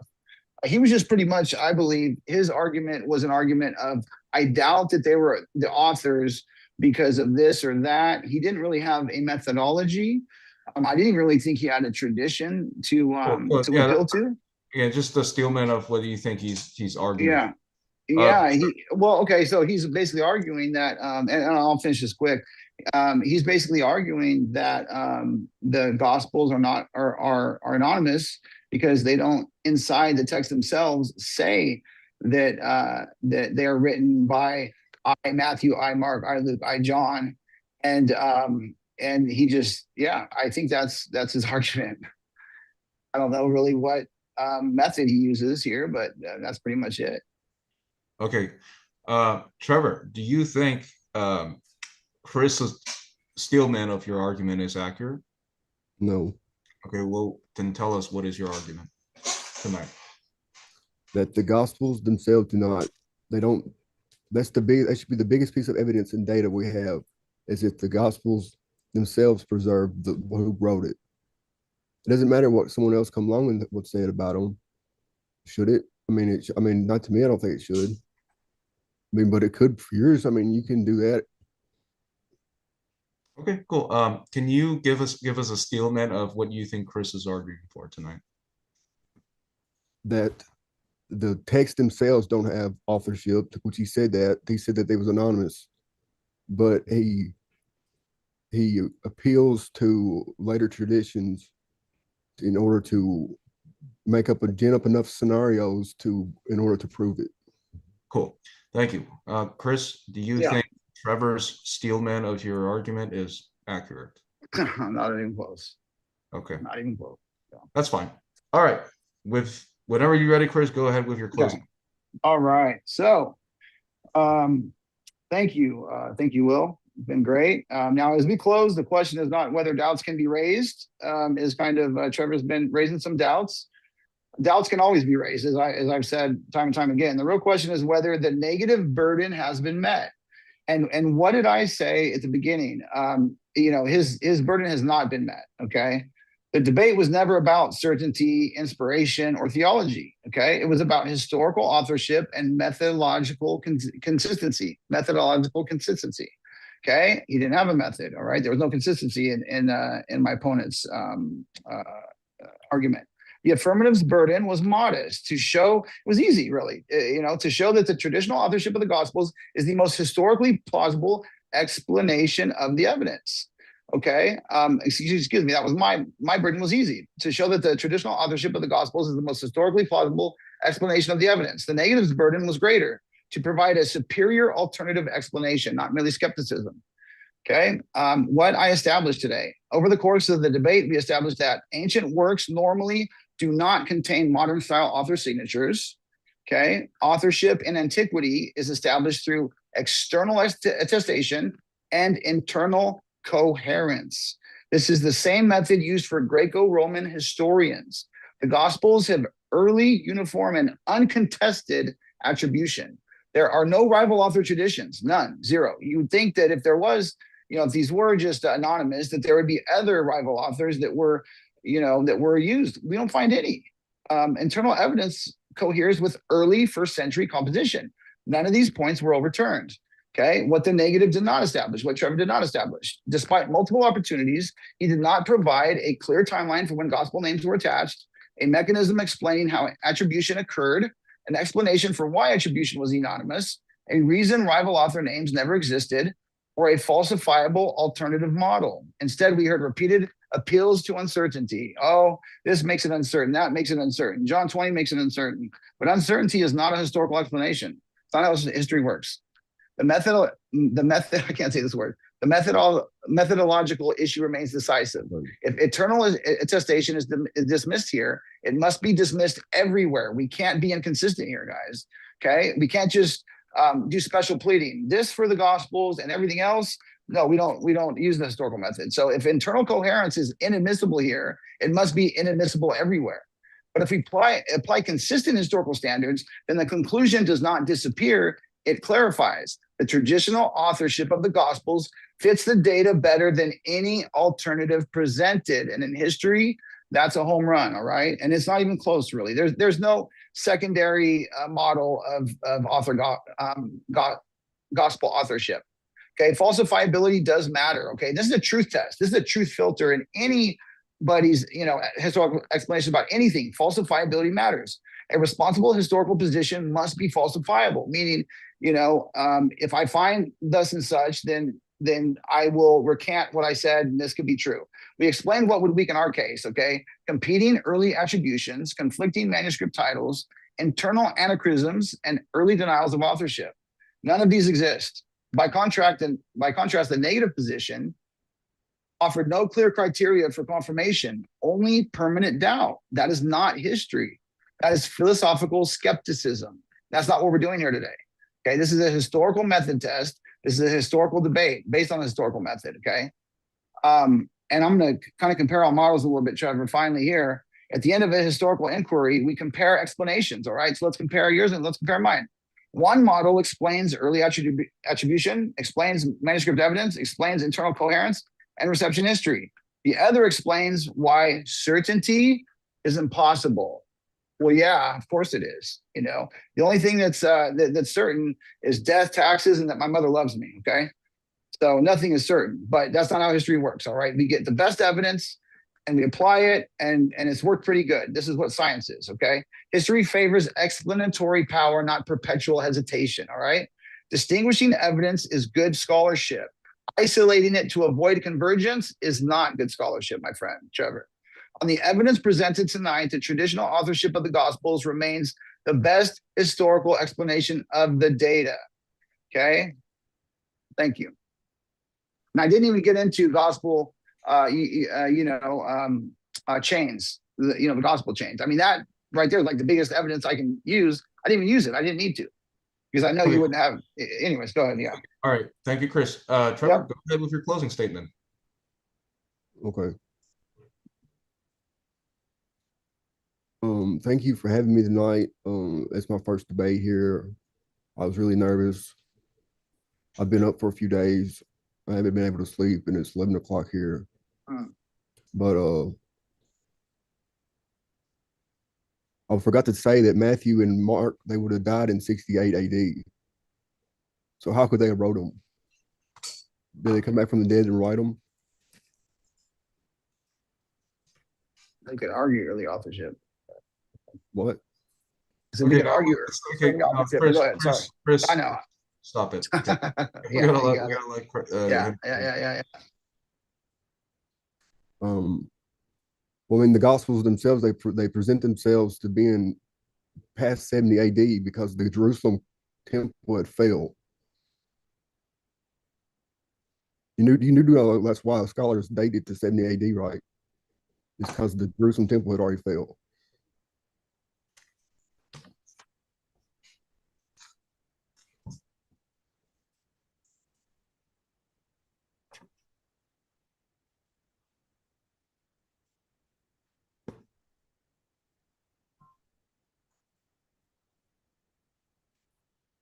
If you claim written by showing the writing, if you claim authored by show the author, if you want signature level certainty, bring signature level evidence.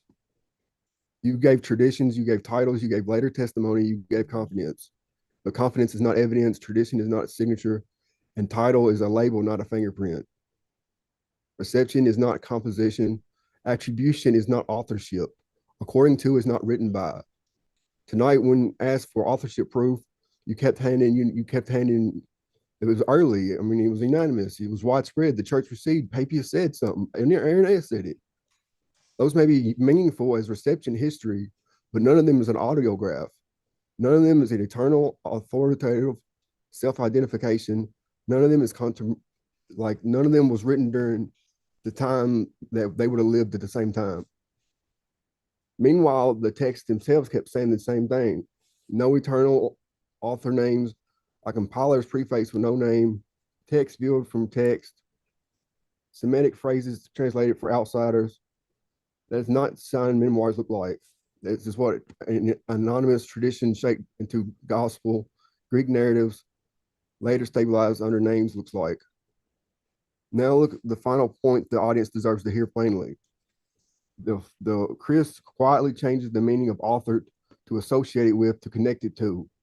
They are conceding the resolution while hoping you don't notice, because the connection is not composition, association is not authorship, and a halo around a label does not turn it into a signature. Just learn to Google confidently and think critically. I'm done. All righty. Chris, you All can right. mute there. So again, thank you both for coming. I think that was Yeah. definitely an Thanks, Will. interesting. Yeah, anytime. You're a great moderator, bro. Thank you so much. I really appreciate you You're welcome, man. moderating, and I'd like to do more of these, man. Yeah, I mean, Yeah, you're both welcome. If you got a debate, you need somebody to yeah, moderate. Happy to do yeah, that for you yeah. guys. I And usually Trevor, not the guy who ever asks questions in the yeah, debates, man. This is Oxford style, so I got to come up with stuff to ask. yeah. No, you were very fair, bro, and you did great. And Trevor, man, no ill feelings, brother. I love you, man. You know that, and I just wanted to get out here in the open and debate instead of in a little internet room. You know how it is, man. Typing and stuff like that. We can't get a good debate. This was great for us, and I'm glad it was your first debate, Trevor. And also, I apologize that you've been up for 2 days, man. If there's anything you need to talk to personally, you can always hit me up, bro. I'm your brother still. I just wanted to, discuss this with you. I don't have any ill wills towards you at all, bro. So I just want you to know that I love you, man. And you know, if you ever need me, I'm here, bro. Thank you. Yeah, for sure, man. It's Yeah. not like, because we disagree, we got to hate each other. It's not Christian brotherly love, bro. I mean, this is actually brotherly love that I took you on here, to be honest with you. And I'm sure it's brotherly love that you, trying to explain to me too. So yeah, let's remember that, man. Not an assassination character at all. You're a good guy, man. I just want to say that to you, so you know that. All right. All righty, guys. So again, debates are debates. Everybody's got Yep. opposing opinions. It's natural. Yep. Humans. All right. He could be right. He could be right. Who knows? Yeah. Yeah. And again, our job here is done. My job here as the moderator is make sure the debate is fair. I question you equally, and we got the rules settled. Good job to both of you. That was your first time, Trevor. I think you handled yourself pretty well. Yep. Now, I guess we've done our job. We just leave it up to the audience who's gonna see this to decide. Okay, we debating, we moderating. We don't decide who wins the debate. My side is gonna say my side win. Okay, that's just how it is, right? Yeah. But what's important is that we're all honest about the information we present, so that the people who are actually interested in hearing the arguments, they're the ones that are going to decide, because most people are here just pretty much saying my side win, right? Mm-hmm. So that I hope we provided that, and thank you both for coming, and have a great night. God bless. Thanks, brother. All right, man. All right, Take care, guys. Yep. Hey, Chris, can I talk to you about your list? Yeah, for sure, brother. Yep. You want to talk here? You want to talk on Messenger? Right here, it don't matter. Yeah. You guys need a minute? All right, go ahead. Yeah. Thanks, bro. Yeah. Let's talk. So what do you think about Matthew dying before 70 AD? Well, I have an earlier gospel authorship than most. So What? How do you do that? It's based on like the Jerusalem temple being destroyed. Right. So critically looking at these, you probably heard of the Magdalena papyrus, which I know there's dissenting opinions on it, but there are scholars that say that is contemporaneous with Matthew, actually, that it's actually a firsthand copy. And also, you would think that you would see the late. I know you kind of go with the later authorship, and I go with the earlier. And one of the reasons is because like you see a lot of big like dates in Christian history that aren't mentioned in the gospel that would tell me that they were written a little bit earlier. Now, you'd mentioned the temple, sure, that's one of them, but there's other ones too. You know, Paul's imprisonment or Peter's imprisonment. There's a few I've written down. There's a few markers you would expect to find in the Gospels that you don't, which tells me that authorship was most probably earlier than they think. You know, We got and some you know, criticism of all that. yeah. The How? other sources, I'm sorry, you cut off for a second. like scholars that say that Mark, like there's a pre-Mark and passion narrative that the gospel, I mean the author Mark used, that dates to 30 AD, Mhm. that dates the crucifixion for us. So that's why we would see stuff like that. Well, you know, a lot of the authorship, I've told you this like privately, a lot of the scholarship that you're listening to, and that's why as your brother, I want to try to give you just the alternate view. That's really what I am, brother. I'm just an alternate view, you know. I'm the alternate view of what you're reading and what you're listening to. I think they start with the presupposition that the Gospels cannot be inspired, and they must be wrong in some cases. And so I think a lot of times bias plays a big role in the way they date these things and things like that. So, you know, that's why it's funny because you would think I'd be the one to appealing to, divine authority and all that, but I'm the one that wants to keep it in the historical tradition because I want to prove to people that it holds up very, very well. Tradition tradition doesn't make it true though. Well, so I'm glad you brought that up. When we look at any history, we don't just look at arbitrary things. We actually have a method we go by scientifically, as I'm sure you know. Well, if you don't know, you know now because you talk to me. So it's not just one thing, Trevor. It's a lot of things. It's 5 things, right? So you have, the internal. You also have the external sources, okay? But And how much, what you do? how much, how much, how much, how much does it weigh? Like for something like the external, how much does it weigh? Well, it depends. It depends. I think on the Gospels it weighs heavily, and it's funny. You know, the last time we argued this, and I know you're a Roman Catholic, but I was the one defending the Church Fathers. You know what I mean? Because the early Church Fathers are huge to me with the Gospels. I'm going to tell you why. We actually have an actual chain of apostolic succession. I can't talk. Oh, That chain, my man, I don't know if you can argue it, man. It's huge. It's huge. And I hear you, like, did this guy, teach this guy and did he teach that guy?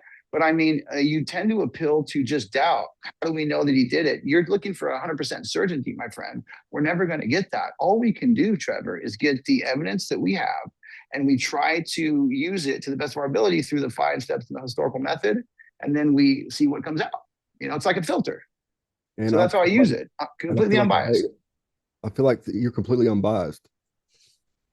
Yeah. I try to be unbiased. Yeah, that's right. I don't think humans can be unbiased. Well, no. We can't be. Good point, brother. We can't. You know that. We talked about that. And I told you that actually before. You're right. Humans cannot be unbiased. So that's why we need these filters, brother. That's why we need these filters. So you discipline me and I'll discipline you. When I think you're being biased, I got to call you out. And that's why you think I know you think that sometimes I'm like coming at you hard, bro. But I love you, man. I mean, I've loved you ever since I met you. You've been one of my best friends in the room, as you know. Since we're going to get real with each other, I just think sometimes you're teaching false things. And so as your brother in Christ, and it's my Christian duty to try to correct you, and that's all it is. I don't feel like they're wrong things though. Well, exactly. I know you don't, bro. That's why you argue so hard, Exactly. I used to believe the same things that you would. I used to be I would used to think the same things you did, but my mind has changed. Yeah, I know it has. I think that what would you say that changed your mind on a lot of this stuff? Would you just go to school? Was it seminary school? What do you think it was? Getting more data. Okay.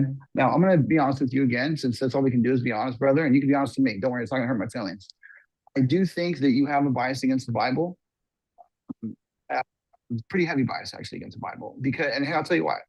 Because you take every stance that is the absolute opposite stance of what would make the Bible reliable.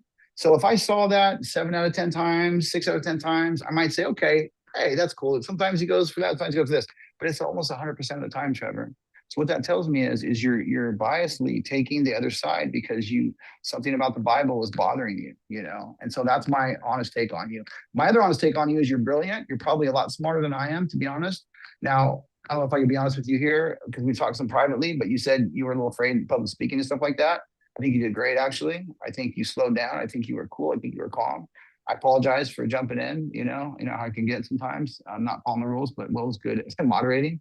But no, I think you did great, bro. And I push you to debate. I want you to debate. You're a very smart guy. You're probably smarter than I am. You know. But I don't really think debates change anything. This is just for play, I think. Say again. I think this is just for play. This doesn't change anything. As far as the debate. What? I'm sorry. What doesn't change anything? But this doesn't change anything. What's this? I'm sorry. I'm missing what this I feel is. like it's just a play. What's a play? Debates and stuff like public. Oh, debates and stuff. I got you. Okay, thank you. Sorry, I didn't know what you meant debates. Well, you know, I'm gonna start a video series, bro. And I know you watch my videos. I appreciate that. I'm gonna start a video series on proving Christianity. I'm going to attempt to prove Christianity beyond a reasonable doubt, like a courtroom lawyer. And I think debates do help, actually. Now, what unfortunately happens is we're so biased and people are hard-headed. And, you know, the Bible talks about that. The Bible talks about hardness of people's hearts, you know, and that's why we believe only God can change people's hearts. But what you say is true. I mean, psychology that I've studied even says what you said. Humans are biased. Humans don't go with the truth or the facts. And then what they do is they go the side they want to go with, and then they justify it later with the facts. So you're actually right there. So sometimes debates don't do anything, but we've got to change them, brother. We got to change people's minds. You know, we've got to get people to see what filters can we use to get to truth. And that's what I'd like to embark on with you, man. You know, me and you together, since we're on opposite sides, me and you can come together and we can just, you know, set some ground rules and we can filter out truths and we'll see what comes out the other side. If you're down, I am, man. And if your side is right, then you'll bring me over to your side. If my side is the truth, that's not my side, right? You said that the Gospels couldn't be inspired unless they were written by the people that said they wrote them. Yeah, I do believe that. Yeah. Do you know why I believe that? Because it gives it. Here's why I believe that. And you may disagree. And listen, I may be wrong about that. He only asked what I believed, right? And I have some serious beliefs about the Bible that we haven't even got into today that have nothing to do with history, by the way. It has to do with divine inspiration. Okay, we didn't get into that today. But no, I believe that if God inspired the Bibles, that you're not going to see false attribution of authors. That if God inspired it, he's powerful enough. We got to admit, God is powerful enough. Our God. And we're not talking about the Muslim God. We're not talking about Hindu God. We're talking about the God, right? The God of the universe that created all of us. That God is powerful enough to be able to attribute the authors correctly. That's what I believe. So, but would you disagree with that? Yes, I would. Because there's a lot of false attributions. Like First and Second Timothy and Titus. Mm-hmm. What would you say about them? They say Paul wrote them and Paul didn't write them because the theology of the church has been developed too much at that point. Okay, no problem. So you say that Paul didn't write First and Second Timothy, and Titus, and Titus. Okay, so what I would say to you is, so that we don't have our bias, and me too, I'm biased the other way. I would say he did write it, right? So I got to even check myself. So what truth filters are we going to use and put that through to see if that's a good claim based on evidence or a claim just based on some scholar said? I think a good choice, like the styles of the Greek language in it. I think that would be a good starting point. Okay. So you're talking about the style of the Greek lettering. Okay, good. The truth filter that I would use on that is I would first define what truth is, actually. Define what logic is, right? What's his name? What's the Greek author that defined truth? And I would actually kind of build from there. And then I would, I developed 8 laws, like the law of non-contradiction. You know, there's a bunch of laws that you can look at and you put something through to see if it actually can be filtered as a truth claim. And so that's interesting. So what evidence do you base that on? First and Second Timothy that's not built based on Paul. Did you say the Greek? The Greek language, like the style, Greek language. Mm-hmm. The theology of the church at that point. And okay. Let me ask you a question. So I'm going to play the devil's advocate here on a lot of your stuff. Now, we both, do you agree that the apostles were men of truth? Yes. I know you do. I know you do. And you're a big Jesus guy too. I appreciate that. So when you say these things are false, you know, I think what you're saying is sometimes, remember, the apostles were around when these things were being written, and then they were the ones that started the church, and then they handed their traditions out. So what we're saying is whoever received the traditions of the church, the apostles, the holy apostles that are inspired by the Holy Spirit, they somehow got it wrong. You know, I mean, if we can't trust apostolic tradition, you know, what can we really trust, right? So that's, I think, what William was getting at too. And he's right. And I know he wanted to get me on that question because you guys say I'm a Protestant, right? And so why is Chris appealing to church tradition? You got to appeal to church tradition. I will appeal to church tradition, absolutely. I'm appealing the Bible alone. Yeah, no. See, Bible alone doesn't mean that, but that's okay. But no, you're right. I can't. How can I? I mean, the church put together the Bible. How can I appeal to the Bible alone? No. The apostles are very important in this whole thing, and they started the church. So the church tradition is very important in authenticating the Bible. I don't know if you knew I had that stance, but I do. And, it's one that I developed. You know, I didn't always have it, but you know what I do, bro? I take things to its logical conclusion. Okay, and the logical conclusion of the Holy Bible is you can't authenticate it without understanding that the apostles are who they said they were, and they have a tradition specifically for those written documents. And you know what? I'm sorry I'm talking so much, bro. I feel like I'm talking and you're listening. You can talk too.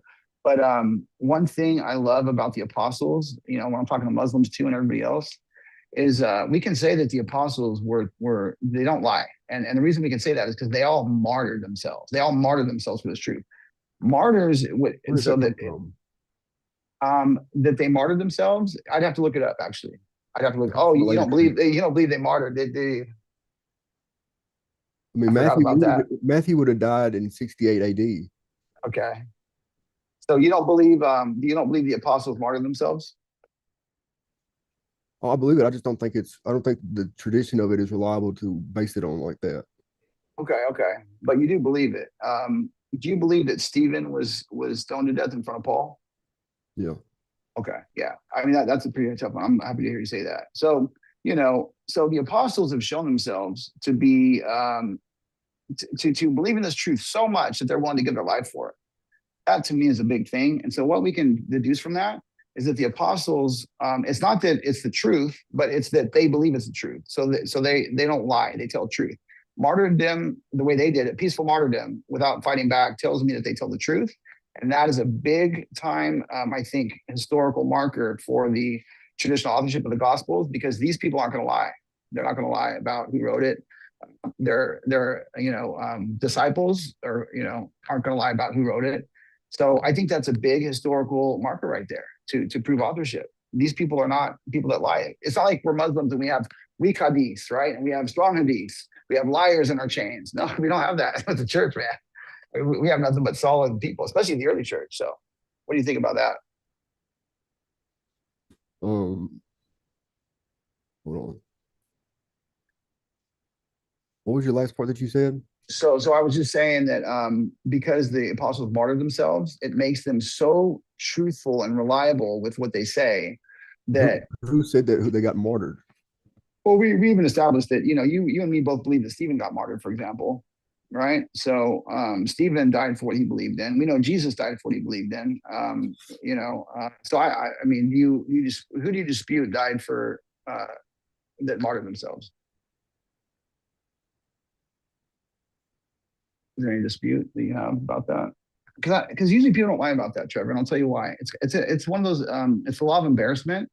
I don't think it's a glorious thing, really, to get killed. You ever had Heaven's Gates before? Remember Heaven's Gate? No, huh? Tell me about it.